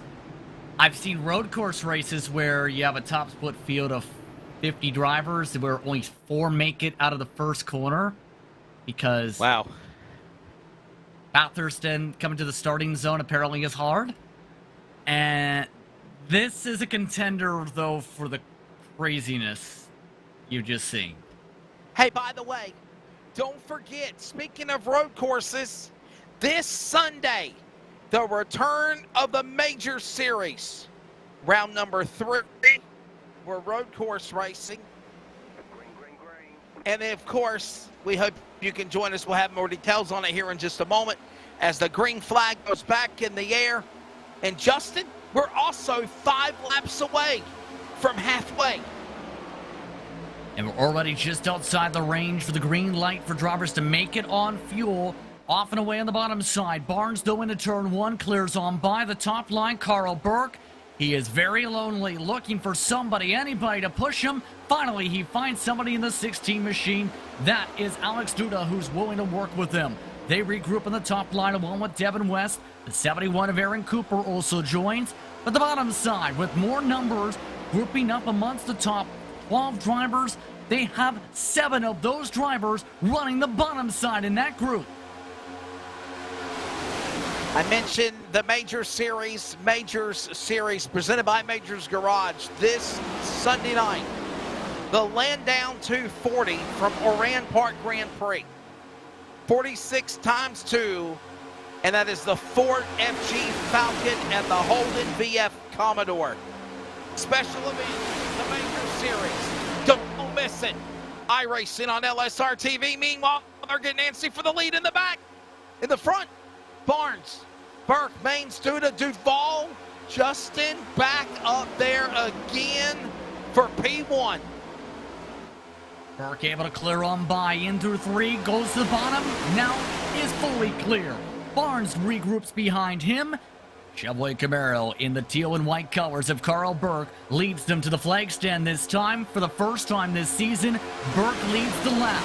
Now the top line tries to figure out if they can regather things. The 16 of Duda struggling along that top side, checking up. Devin West tries to push him in through 1 and 2. They can't regroup though. They're losing ground. Duda all over the track as BJ Duval is back up front. And look at also Burke. Carl Burke now the P1. Duval had some help in the outside lane, but then lost momentum because only Duda went with him. Everyone else is bypassing him on the inside lane. It's kind of confusing in a mind game, Justin, because 1 minute the outside lane's the way to go. And the next moment, in the blink of an eye, it's the inside. And that's exactly what's going on.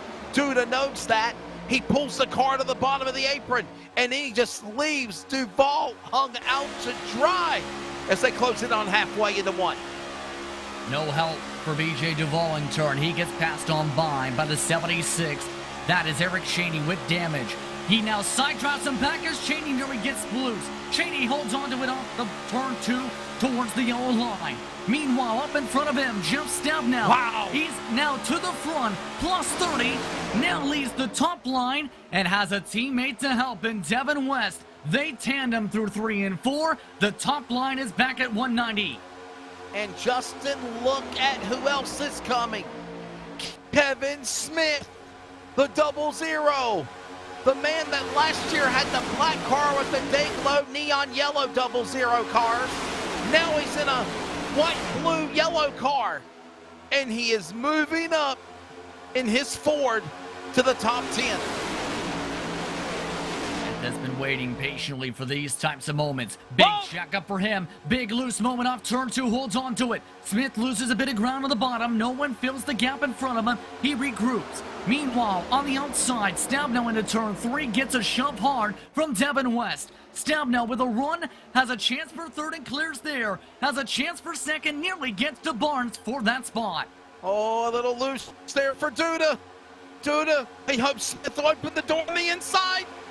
Duvaldo's outside bump draft is there, and also Paulison's there. And Justin, we know Paulison's won in Daytona. He won here last year. Can you say deja vu? Can you say two-peat or repeat?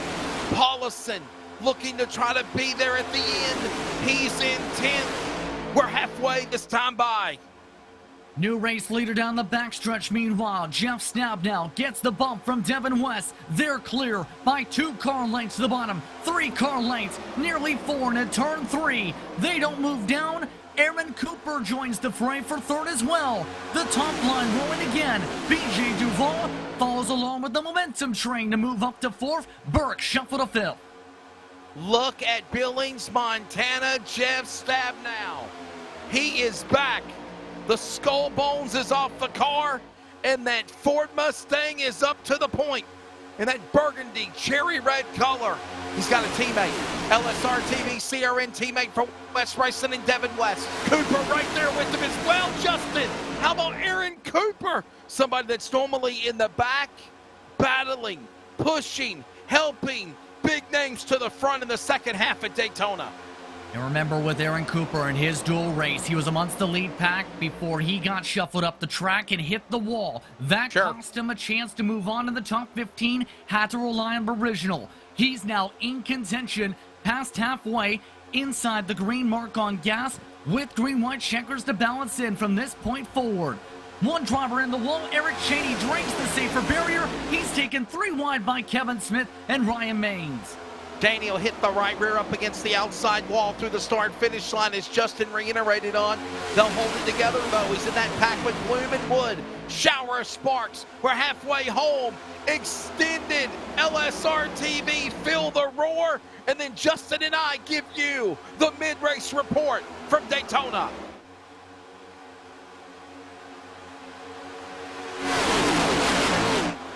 All right, Justin, we're going to Phoenix real quick.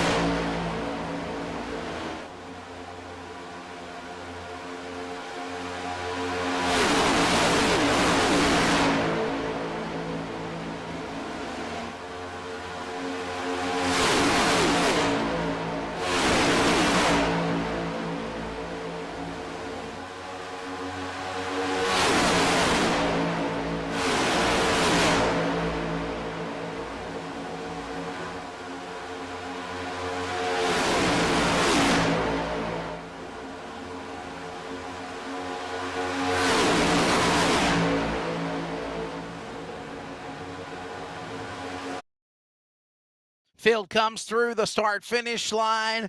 40 laps to go. Now down to 30 laps to go. He's Justin Prince. I am Wesley Outland. Justin, your first take of Daytona. Just like the Daytona 500, the 64th running a couple of weeks ago, won by Austin Cindric, this Northwest Great American Virtual Race has not disappointed. Your take of the first half, bud. It's been a very intriguing race to see a lot of the strategies play out and some of the comers and goers. And for some drivers in particular, I mentioned how some could charge their way through the pack if you let them have that opportunity. BJ Duvall is amongst those who has had to come back from the middle of the pack and the back of the pack a couple times. He's in the midst for the lead group. And the interesting thing is, though, strategy, I think, is going to become a talking point. The top 11 have now broken away from 12 on back as they have started to single file out and calmed down a bit. Now, this is right where that mixture of where are your friends, who can I be friends with, comes into play. Justin, under 30 laps to go. We've had cautions, but we've had a lot of good green flag runs. Are we gonna beat that 90-minute countdown clock? Based on the current trends right now, we are very much good on the time by at least 48 minutes to go, making near under 49 minutes to go is on the clock to be precise, staring at that now. As long as things don't get very caution-y, everybody's in a comfortable spot to make it on the time. In our words, at the rate we're going, we're safe by a fair margin. Justin, final take here in our LSRTV CRN mid-race report. I got to say this, with Jeff Stabnow out in front, I'm loving this new car. I'm loving the fact that new drivers that we have maybe not gave much love to before because they're in the back of the pack or give a lot of promo on air to are coming up. They're showing their momentum. They're being contenders like Duval, like Maines, like Cooper. Am I leaving anybody else out? Like Stabnow. Look at Stabnow. He struggled so badly last year. One Truck Series win. That was it. No Cup Series wins. Tonight could be the night for him. He leads the way with a teammate, mind you, Justin, in Devin West behind him. And I think that's the upper hand potentially for him and Devin West, because out of everybody else in this pack, really, they're not really connected together, any of their teammate groupings necessarily, to be able to shuffle along like that. They have that advantage to be in sync for how they want to play this, and if need be, how they want to end up planning it out for when they would have to come down in theory after all the craziness. So in our words, this is an intriguing run towards the very end now, because keep in mind, most of the field cannot make it to the end on their current marks because of the timing of some of the laps. There is a tight margin for a couple who topped off after the massive one, but in our words, when drivers come down, that's going to be the biggest eyebrow raiser of which drivers go with who. I can't even tell you who my pick is. As my daddy told me as a kid, the first guy that crosses the finish line is the winner. We're taking a quick break, but guess what? We're going to go side by side. You do not miss a thing. And then Justin and I bring you to the home stretch in the Northwest Racing Series Lid Lifter at Daytona. This is iRacing on LSRTV, and for those listening on We Are CRN, the Community Radio Network.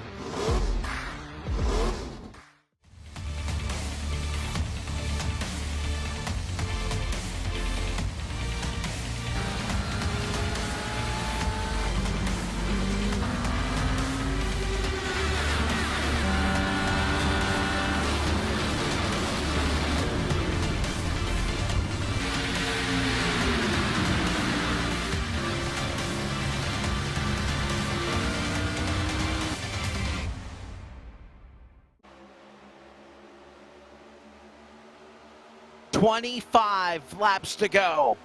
Welcome back to coverage. iRacing on LSRTV, the 2022 season opener for the Northwest Racing Cup Series Season 3. Don't forget, Samuel Dyer and myself is back with you Thursday night, 11:25 Eastern, 8:25 Pacific. Lost my track of time there for a sec. Oh, and Justin, don't forget, bud, Saturday night, Sunday morning, 2 a.m. becomes 3 a.m. It's not a joke. Thank you for the stressful moment. I almost forgot. I'm now going to forget again and then panic the next day. That was your PSA reminder. But for some of the drivers, eventually they're going to have that alarm clock blaring. Hit for fuel, hit for fuel, hit for fuel, hit for fuel, hit for fuel, and picks up an increasing pitch until you pit for fuel. It's going to be nerve-wracking for some of these drivers because I think for a lot of them, Wesley, they're going to be, for a lot of these cars, their first time pitting under green as a pack. And if you haven't practiced that, oh boy, you better hope you don't miss the lane.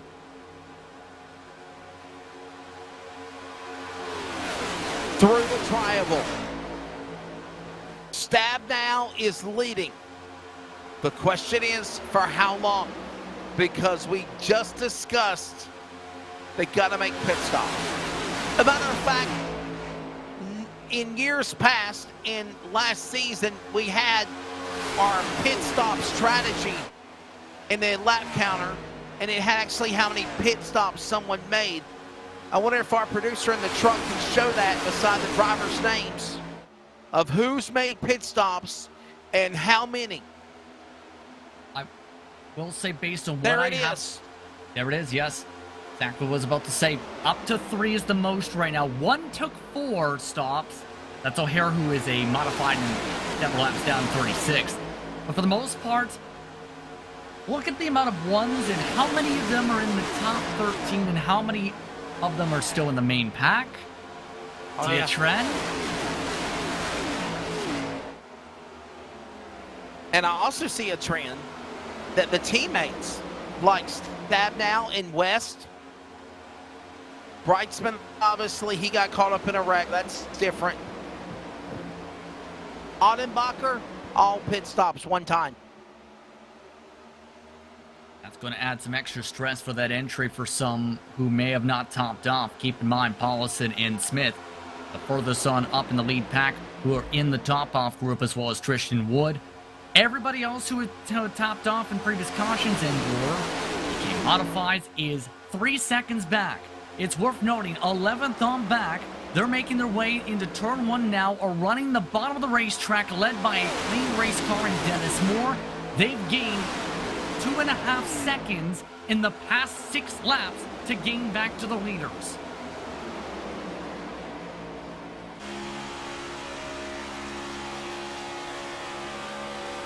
On board, Dennis Moore. At least virtually. We actually did have real video of the onboard drivers. There's some decent things we're working on. You got some of the best in iRacing broadcasting with Charles Wooten, Jeff Stabnow, Mason Heimbaugh, everyone involved. Will Duvall, who's racing tonight, he does cameras as well. I'm sure they'll figure it out. Driver's going to have to figure out where they're going to go because guess who's here? Oh, the 11th to 17th place cars. They are going to sneak away. Kitty. No, check that, Justin. Last time I sit here, Kitty, they wrecked the entire field. Able to regroup with 19 to go this time. Some drivers trying to block. One is damaging Scott Mann. He goes to the bottom side through 3 and 4. They regroup, though, to regather. One car has put himself to the wall. The 16 is up in the fence. Barnes gets hit from behind by Duvall. They get significant damage. That shakes up the whole top line. Everyone scatters down into turn 1.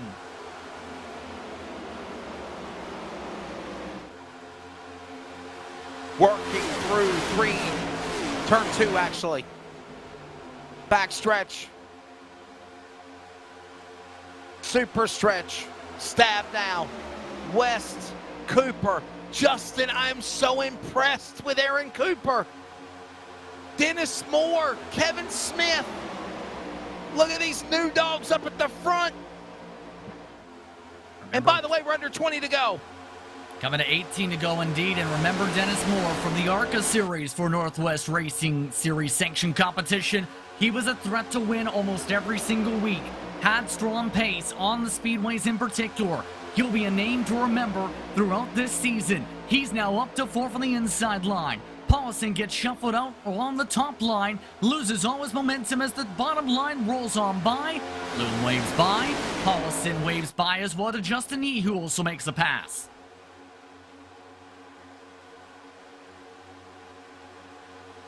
Back straight away. They hold them, they're inside, they're outside. You gotta know this conga line's about to become a tornado hurricane for which with Channel 5. Category 5 was what I was trying to say. A storm is brewing. Justin, 17 to go. When do you pit? Right now, the most they can stretch it based on how many cautions we've seen for some of these drivers, about within 10 to 8 laps to go. And here's the nervous part. Do you risk being the first driver to pit and put yourself laps down? The calls are coming in over the radio. Devin West wants to pit this time. Will he be able to find anyone willing to pit with him? He's asking for help. Stabnow's coming with. No one else has come forward except for Aaron Cooper. Everybody else is keeping their cards close to the chest. Pit stop for the top 3. And Cooper follows. Pinning. This puts the lead to Dennis Moore. So Stabnow pits. So does West. Cooper and Justin, you do not want to make a mistake on the pit lane. Did anyone get speeding? Stabnow's out. He took the fuel only. He's off and away. They're off and rolling to try and see if this works out for them. Will they keep grouped together is the biggest question on everybody's minds after this service. West keeps with them. Everybody keeps together off the lane. And I believe Cooper is right there with them as well. And remember, they have to stay below the yellow line, Justin, until they get to 2 and they come to the blue cone. That is the blend line. Once they pass the blue cone, they can hit the high banks right now. Off and away and clear, and they, with the way they were able to time that up in their strategy, that may have been near perfect. They are on the lead lap still.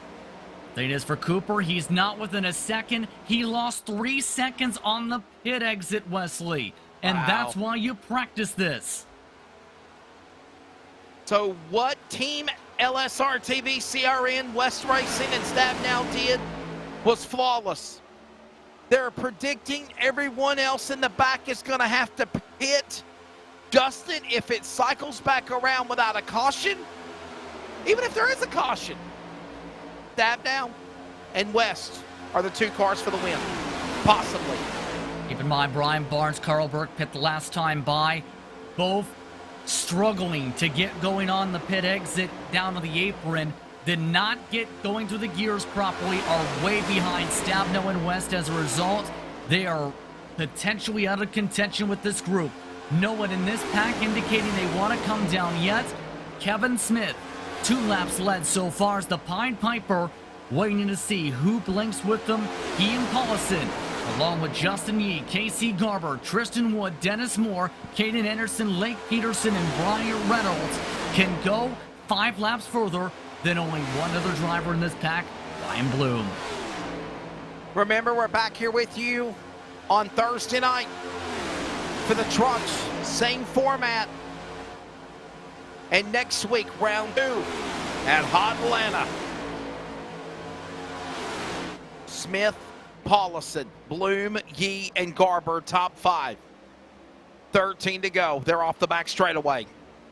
On the back stretch. Down that backstretch they go indeed, trying to sort the car out. And one of the things expected to be seen and is now seen. Tristan Wood saying, let's leap across the line. Goes up on the high side with Dylan Huffines. They lose ground, though, into turn 3. Side drafted once again by the 90 of Scott Mann. Mann nearly drifts up the track. They drift back on down. Now they get the run once again down the front straightaway, nearly clearing everybody in line. From the back to the front of the pack they go. 35 seconds, 36 seconds. That is the interval from Stab Now in 19th to the rest of this pack that is yet to pit. Justin, do you think Smith, Wilson, Bloom, Yee made mistakes not pitting when Stab Now and West did? I think absolutely, because here's the thing. Last time by, Stab Now and West were 3/10 quicker than this entire pack. And this is a pack of 16, mind you, that they're quicker than. Just that. And they're two cars. And the less fuel, absolutely huge, Wesley, compared to then. Is that correct? On the radio is going to be critical now. Drivers doing so down the front. Got to be talking, got to be pondering, looking at those fuel gauges, looking at those tacks, and making the right call when it counts the most. Because guess what? It's down to the home stretch. The final 20 miles. 25 miles and 10 laps to go. This time by when they come to the line. There's Yee. Behind Woods, up top side, the 20! Pull. Huffines really testing the patience of everybody around him, and since he's the only person on the top line down the front, 10 laps to go. Now, who is the one who blinks first in this pack? Can they get to the end of the race is the tightest question on everybody's minds. They'd have to make it the longest out of anybody. 43 laps on the tank for them to do it. Huffines loses ground on the top. He'll lose all his friends. And everyone says, bye-bye. See you next time. 150 miles in. 20 miles to go. And there's Smith. Paulison out in front. And there is Stab Now and West. And as Justin Prince just said, perfection for those teams pitting. And yes, they are teammates. You want to talk about some history? Jeff Stab Now has not went to victory lane since 2020. He did not win, Justin, not one Northwest Cup Series event in 2021. It's the matter of, will this be the day that that statistic goes into the note frames of history? Drivers coming to 8 to go this time. Huffines continues to try and side draft everybody. He's found some friends though on the top line. Ricky Bowser along with several others coming. Brightsman, Cole Raz all want to jump the line too. They've joined at 4 cars now on the top. Huffines nearly sideswipes a lap car. 8 laps to go. That storm's brewing. One car almost getting into the safer wall barrier. Back straightaway off they work in 2. It's Smith out in front. Paulison, the winner last year here at Daytona. He's up in the song now. The song and dance is in the home stretch. Make your move. Place your bets. Who's it going to be at Daytona? That's the biggest question in everybody's minds with how some of the drivers have to stretch it. Ryan Bloom, keep in mind, cannot get to that mark realistically with how much fuel's in the tank. Right now, the lead pack now led by Ricky Bowser in terms of lead cars, Dylan Huffines. Right now, all of a sudden, has scored 25th position here. So that will mean he's now feeding some draft to Ricky Bowser to be able to be the race leader on track. Working their way through the line. Laps winding down. Mind you, Jeff Stab Now, last win in the Cup Series in 2020. Charlotte Roval. April 27th. 2020 to be exact, and they're wrecking on the back straightaway. Car, you're going southbound in a northbound lane. Caution's out with 7 to go. And this changes everything. And there goes a former Daytona winner, Stephen Paulison. Paulson tried to run the top line, it looked like, and put himself into the wall trying to get the momentum. As you'll see in the Bolts Poppers replay, trying to get to the outside of Kevin Smith. Smith was already there, though clear. Slides on up. He reacts, going up the track into the safer barrier once he tugs it back out. Bounces off it again and bounces off everybody else. And this is where panic sets in. EOL for Paulson. Yeah, going northbound in the southbound lane, and everybody's just roaring at you like a freight train. And look at Paulson driving all the way up the banking in turn 4 before his Ford finally gets back in forward momentum in the right direction. Well, Paulson just double did his car's run. He hit the incident limit, and then he gave himself a meatball flag on the apron. Not the way Paulson would want to end this race. Remember, in this series, 16 incident points, you have to serve a black flag. Under the cautions, usually they do give you an EOL to make sure you can properly serve that penalty without impeding the rest of the lead pack. But, oh boy, that strategy call for Stabno and West, that looked all so good, looks all so wrong now.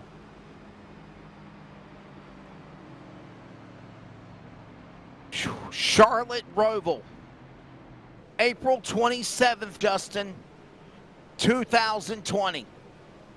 That's the last time that Jeff Stabnow won an event. Kevin Smith has never won on the Northwest Racing Series Cup program. Got a couple of wins in the ARCA Northwest, but not in the Trucks or Cup. And he's out in front. Justin Gamble, 5 to go, slowing down, under caution. Could this help him save fuel in his Ford GT Mustang? It absolutely does, and at this point, if you are one of these drivers, you have to be able to make sure you're in 5th gear. Let this thing roll around. Even use the apron if you have to. Save as much fuel as possible, because you don't want to be that driver if you go to green-white checkers who runs out of gas in the front of the pack and causes the massive one yet again. That has to be a thought on everybody's minds. Most of the field, surprisingly, did not elect to top off except for 3. Ricky Bowser, Sean Brightsman, Ryan Bloom. Robert Campbell, also back in it because of this caution, has topped off again. And Justin, if nothing's changed in the rule book from last year, there is obviously overtime and 2 attempts at a green-white checker if necessary. So that means you might add on another 10 laps, possibly. In our words, in some of these cases, mind you, for a lot of these drivers, honestly, Wesley, they might be in the spot with how long that run lasted, and most of these drivers, pending the previous caution, that they might be able to make it this run in 1 green-white checker, but be pushing for the second one if they're not able to save enough fuel under this caution flag. That's going to be tight for some. I'm very intrigued to see if this works out. The lights are off for the pace car, which means they're still in their regular scheduled distance. This race was advertised 70 laps, 4 to go. I don't know if our producer any chance can show us the countdown clock that remains in this race on the top left of the monitor. He can't, but I'm being told it's 4 laps to go, Justin Prince, and under 26 minutes remaining in the 90-minute time clock. But it's simply, time's not going to be a factor. Unless you figure out the time of... Unless you go into double overtime. Well, not only that, but also, do you have enough time to get yourself there for the race win? Either way, whether it's 3 laps or a green-white checker, which would be 2 laps to work with it. That's going to factor in how these moves go down and how aggressive some of the drivers will be. Expect some big moves, possibly even 3 wide. Drivers have been nervous about going 3 wide with the side draft effect. You have to throw those nerves out the window if you want to win this race now. This is it. Field will make their way back to the Geico restart zone. Will be 3 laps to go. Kevin Smith conserving fuel, trying to save fuel, up 40 spots. Boy, this would be a big moment for him. Cole Raz, Brian Reynolds, top 3. By the way, thanks to Tom Ditchell Automotive Group and Hermiston Automotive for being a part of the Northwest Racing Series again. Outside lane, green flag. Here comes Raz in 1. Raz with a great launch, tries to drive around Smith. Smith with no help behind, can't get there to side draft. Gets the push Raz does now from Justin Yee off turn 2. They tandem draft their way around the top side. Kevin Smith waves bye-bye, he's out of the top 5. 6 cars now clear on the top line. Amongst them, Raz, Yee, Reynolds, Peterson, Garber, and Anderson, the top 6. But Ottenbacher and now the driver of Anderson coming up. It's also Dan West Jr. giving some help to Kevin Smith, giving him a push. And by the way, Team LSRTV CRN Justin, 9th, 10th, 11th, 12th, 2 to go, and they're coming fiercely into 1. They're boxed in behind Dennis Moore, though. They try to regroup on the top line. Kevin Smith tries to regroup the bottom side. He gains a car length and a half on the bottom side underneath Anderson. Caution is on the green, check in the back. Dylan Huff finds into the wall. He'll save it. There's more cars going below the apron. Huffin spins again. Caution is out. We go to overtime at Daytona. And Scott Hutchinson and Dylan Huffines bring the caution out. And this is where mirrors and spotters are critical. Both bumpers replay. Hutchinson running the bottom. Huffines running the top. People say a lot of it here, Wesley. My. Here you go, Scott Hutchinson, 91. Dylan Huff finds contact. Hutchinson up the track, takes up Huff finds as well. Slammed into the back is also the 93. Or the front, actually. That's Bryce Clark, yes. Bryce Clark, the yellow out. Overtime attempt number 1 is about to happen. Here's your aerial coverage of what happened there between, obviously, the 54 car at one time. Robert Gamble, what might have been up in the front. And then there's that 91 clutch machine into the solid orange of the yellow or the orange Home Depot colors of Tony Stewart's with Dylan Huffines. And then Clark and Justin from the top. That sets us up for the overtime. With the scoring loops, Cole Raz is the race leader. Shoo, indeed. This is now stressful time because not only are you still concerned about the gas, obviously, now, Wesley, still, but you're also concerned about how you're going to try and play this to be able to make sure you're the winner of this race. And certainly, from what we've seen, being the control car isn't necessarily a guarantee that you'll win the race. Look at all the drivers already trying to save on the apron. Several are topping off behind them. Pitting, staying below the apron, playing possum, doing what you need to do to be there at the end. Cole Raz, last win in the Northwest Cup Series came August 23rd, 2021, when he won at Kentucky Speedway.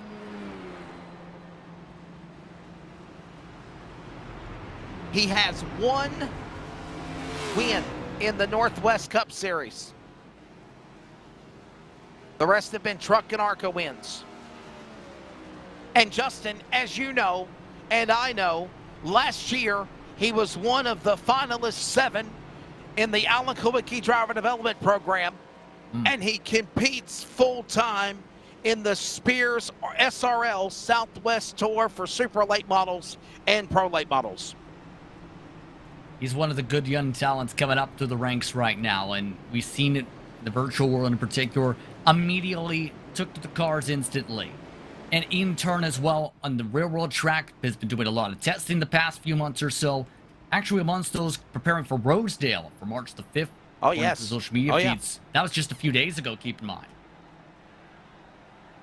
All-American Speedway.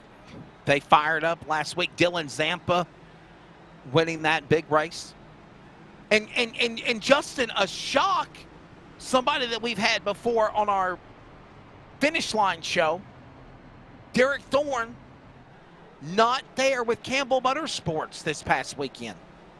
He's actually inked a deal where he's going to run some late model stocks. He's going to run the 50,000 to win Thanksgiving Classic at Southern National. I'll be a part of that in November. And then in addition to that, the Valley Star Credit Union 300, the two biggest late model races in the country yearly for late model stocks. I think absolutely going to be a huge stepping stone for many of the drivers wanting to come up to the ranks, right? Your aim is to be a part of those big events and also contend for said victories. No, there's so many drivers you can think about, Wesley, who have been able to build careers based on winning races at, like, Martinsville in that premier race, or the Snowball Derby, for example. Chandler Smith winning at Las Vegas in the trucks on Friday night. He's joining us on Finish Line. He also won the Snowball Derby. So let's set it for you. Cole Raz is leading. Justin Yee in second spot. Third, Blake Peterson, teammate, mind you. Briar Reynolds, Casey Garber, Kevin Smith, Caden Anderson, Dennis Moore, Jeff Stabnow, Aaron Cooper, top 10. Here's the deal. Green flag, overtime 1. If the caution comes out before the white, we'll reset, we'll do it again. If the white flag comes out this time or next go around, Justin, it's wreckers or checkers. May the best driver win, and we'll see who it is. Overtime, green flag. Raz, what a jump on the restart. Gets by Yee, gets around Reynolds. They're 2 by 2 behind him. He's single file. And Justin, he goes to the top shelf quickly in turn 1. Trying to hold on to the momentum with Justin Yee. Yee gives a bump. Yee forced to check up. He, along with Peterson, bottle up on the top side. Reynolds makes up ground along the yellow line on the inside. He gets help from Garber and Anderson. They try a 3-car bump draft to the bottom. Tandem draft on the top side. Raz and Yee hook back up, coming towards 3 and 4. Raz leads the top. Reynolds leads the bottom. Reynolds with the run. The side draft from the outside. Pulls the inside back, coming off the final corner to the white. To the line, the CRN 1 to go. This is it. Raz holds off the Calamity, the wrecking. I think the caution fell before the white. No. Caution came out before the white. No, they got the white flag. This is it. They're going to race back to the flag. This is the last lap. It's Cole Raz, Justin Yee, Peterson, their teammates, Kevin Smith behind. Here comes also Dennis Moore back straight away. Raz right now still hooked up with Justin Yee. Kevin Smith tries to get the run to the inside for third. Has no help. The 44 starts to run out of steam, and Dennis Moore, he's stuck in the sucker hole. Top line, Raz tries to block down low. He dives in. They wreck behind. They bump and slam off turn 4.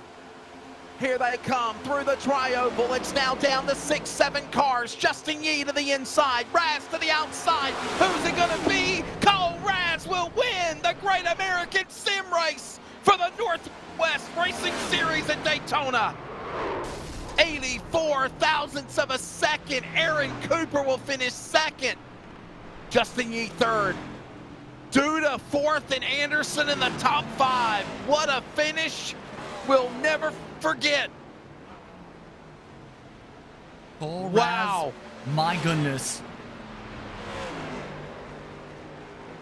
That is. And Justin, just like the real NASCAR Cup Series, Mr. Cole Raz has punched his ticket into the NASCAR playoffs for the Northwest Cup program as long as he consistently runs with the schedule on Monday nights with this win. What an absolute firework-filled finish, and not just the ones down the back straightaway. Those fireworks in through 3 and 4 in the final time around, absolutely huge. the bumping and slamming Wow. to try and hold each other back there, because I think at that point, if you were that lead car and you let that driver pass you on the inside, you're likely not getting that race victory. But that bumping and slamming, I think, really helped Raz get the momentum.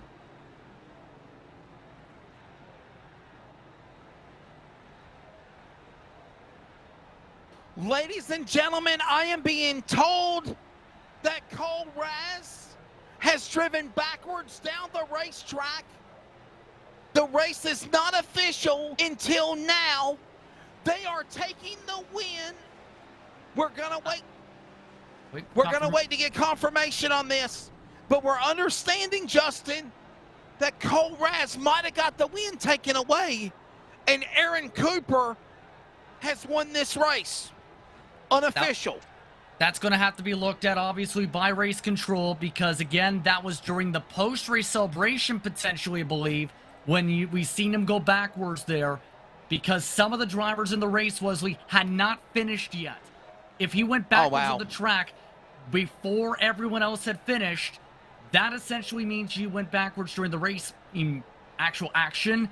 That's something I think that will be probably looked at. But for now... Wow. He, of course, takes the line. Cooper finished second behind him on circuit, with Yee in third. Duda, Anderson, Peterson, Garber, Stabnell, Smith, who is concerned about running out of gas, did finish 3 seconds back in 8th. Duval finishes 9th. How about Duval? Yeah, good recovery for him. And 10th, Brian Barnes. The pole car finishes in 10th. 11th, Gamble, Westwood, Newton, Maines, Bozier, Reynolds, Brightsman, Moore, West Jr., top 20. 21st spot, unofficially currently, based on current scoring, has Frank Harris in that spot. The last driver 1 lap down, or first lap down, I should say, is Bloom. Then it's Burke. Raz right now has scored that 1 lap down currently. That will, again, be something race control will have to look at with the circumstances. Lumberg 25th, Onnenbacher, Mann, O'Hare, Weaver, and Hutchinson, the top 30. Williams, Huff, Bynes, Clark, Paulison, Rogers, Lowther, Swafield, Cheney, Daggett, Camary, multiple laps down, top 30. And the rest of the rundown includes Ritters, Beatty, and Gelder. Kim, Johnson, McDonald, Jones, and Grande unable to start the race. And mind you, if Cole Raz gets DQ'd, Justin Prince, this would be the equivalent of failing at the Room of Doom after the Snowball Derby by, of course, Ricky Brooks, or being 20 pounds light at the scales like Scott Bloomquist was, giving the win to Jonathan Davenport at the World 100, or the Dirt Late Model Dream at Eldora. This is the equivalent of a mistake of that caliber that can cost Cole Raz this Daytona win. And at this point, I think they are still in the middle of conversing to confirm that right now and discuss that to make sure of that, because again, in normal circumstances, Wesley, the theory is you take the cool down lap, then you can celebrate, right? Sure, definitely. Yeah, oh yeah. The thing is, he, within the first 10 seconds, stopped and tried to start to celebrate without taking the cool down, which takes away that potential buffer to take away the risk of this happening.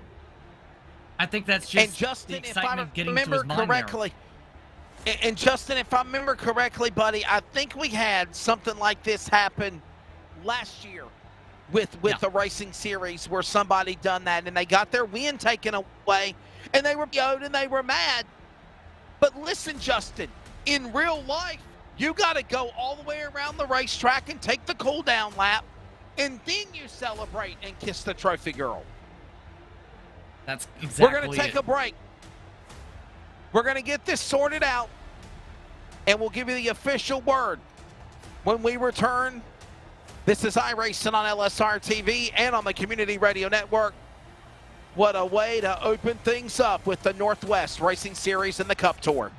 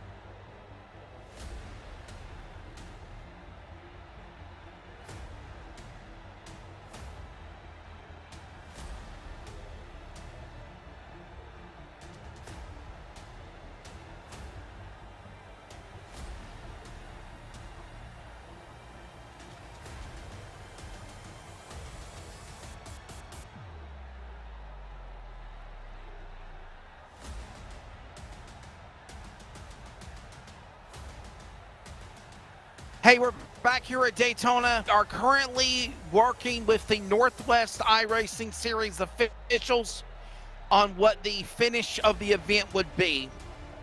We just want to jump on here real quickly and give you where we're at. That's what's going on.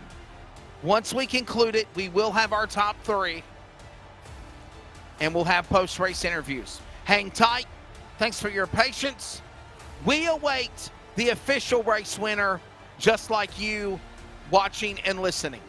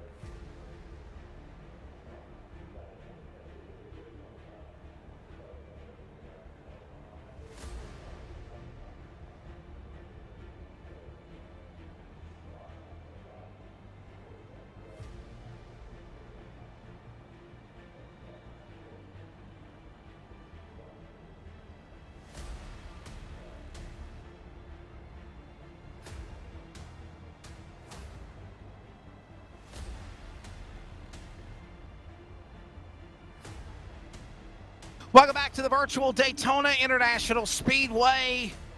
My goodness, what a way to start the season. A long night. It turned out to be one hot night. And I will tell everybody right now, pending further additional looking at the finish, Cole Raz is unofficially still the winner of this race for the Northwest Racing Series. Justin Prince, Wesley Outland. We're going to grab first and third. Aaron Cooper not able to be here with us. I don't know why. But Justin, will start with Justin Yee.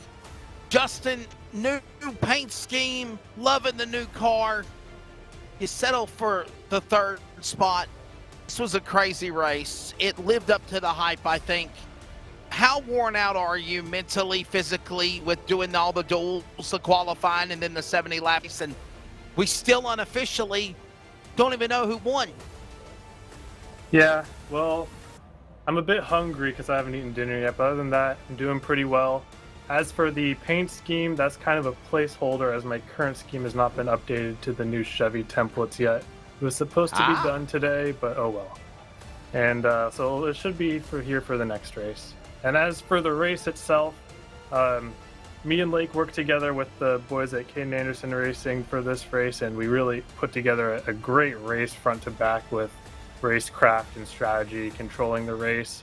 And we knew when that caution came out with about 44 laps to go or so, we knew that if we saved fuel, we could make it to the finish. So we basically saved the entire last half of the race. And then we were in line to finish pretty much 1, 2, 3, 4, 5, 6. And then that late race caution came out. And then we were in line to finish 1, 2, 3, 4, 5 on the first green, white checker. And then the caution came out. And then on the actual green, white checker, we were able to still control the front, me and Cole a little bit.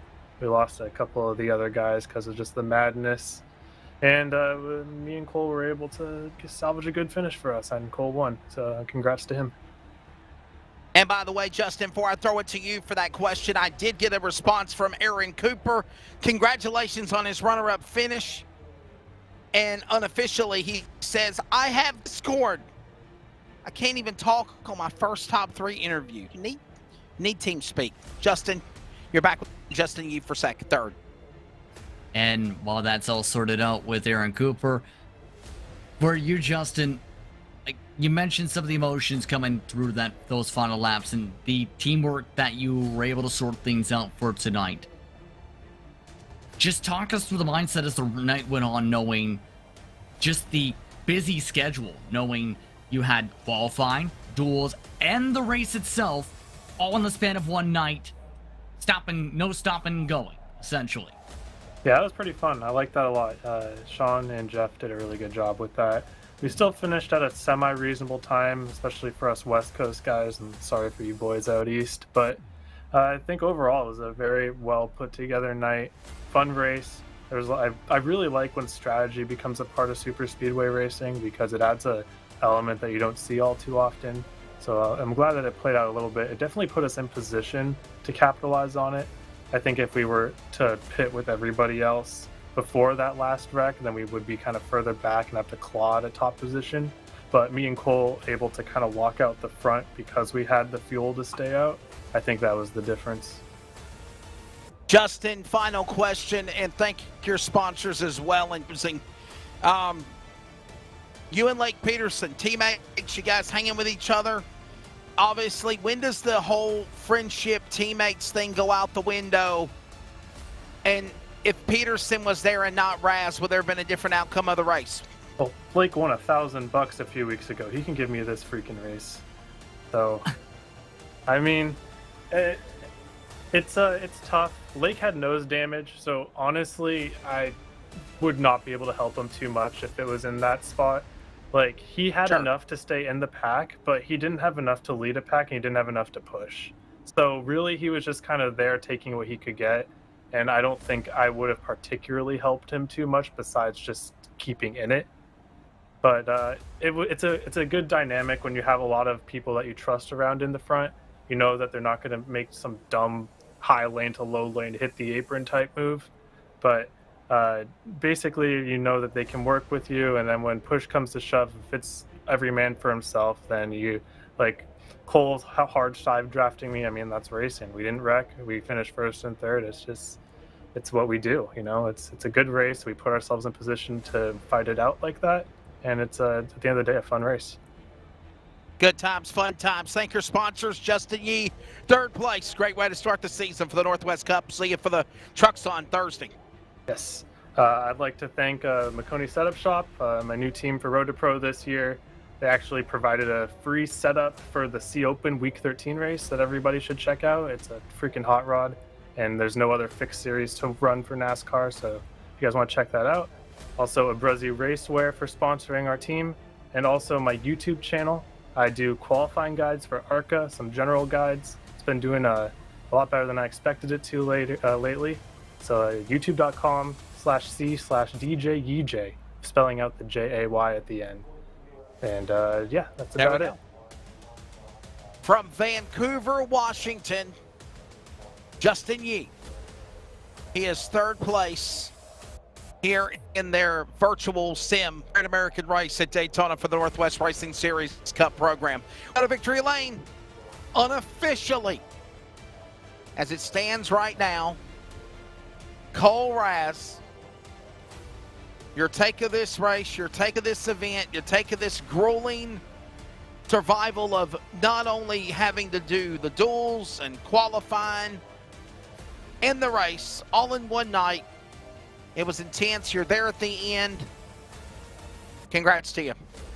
Thank you, Wesley. It was definitely a long night, but I like when the show's not, drug out over a week, having duels one week and, the main race the following week. So really like the schedule of it tonight.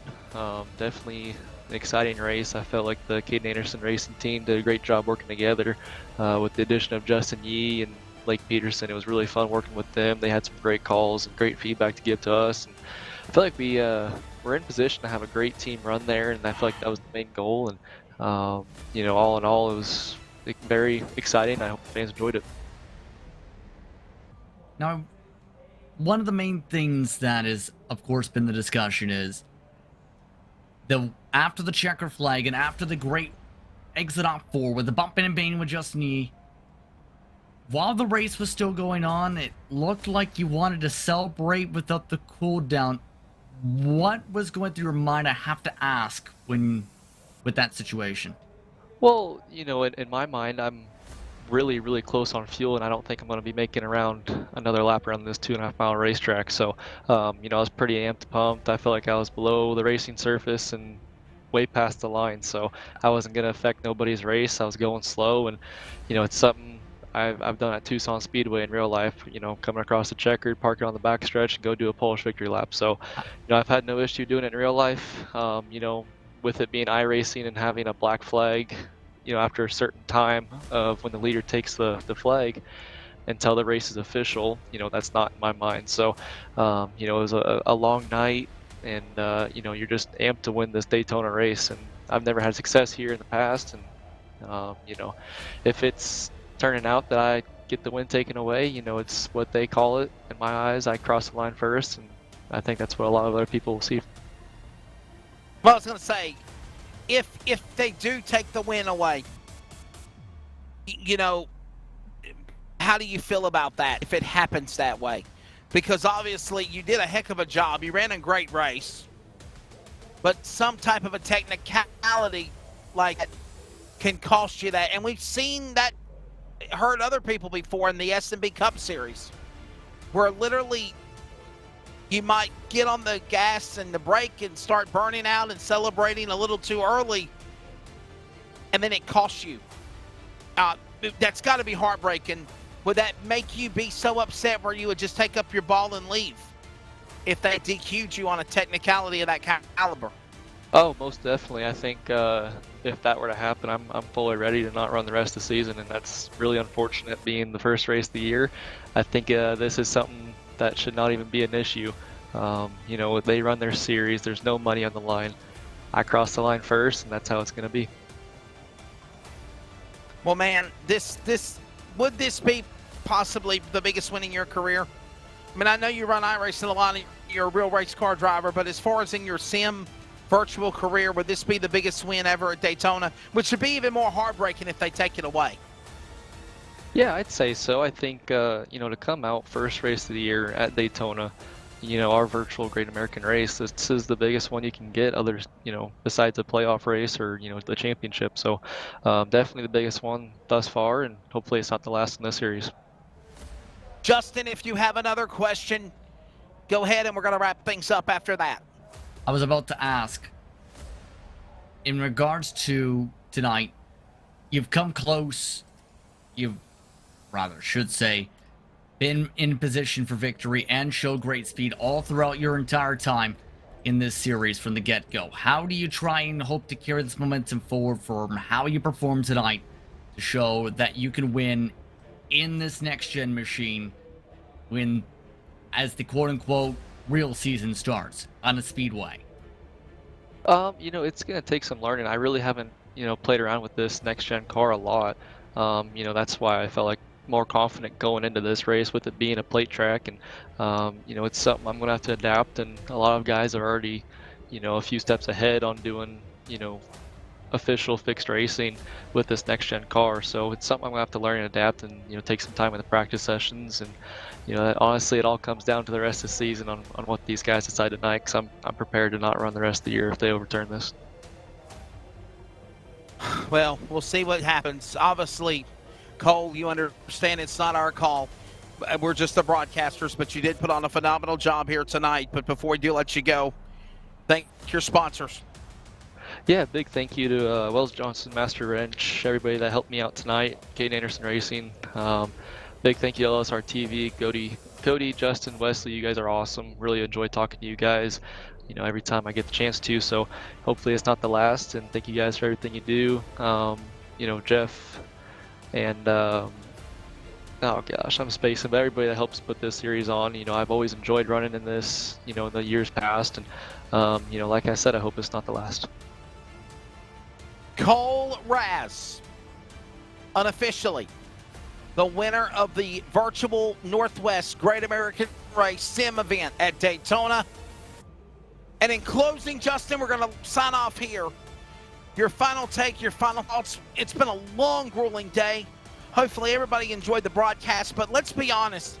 Justin, Charles, myself, for LSR Productions, have been on the air, off air, preparing or calling races since 7 p.m. Eastern tonight.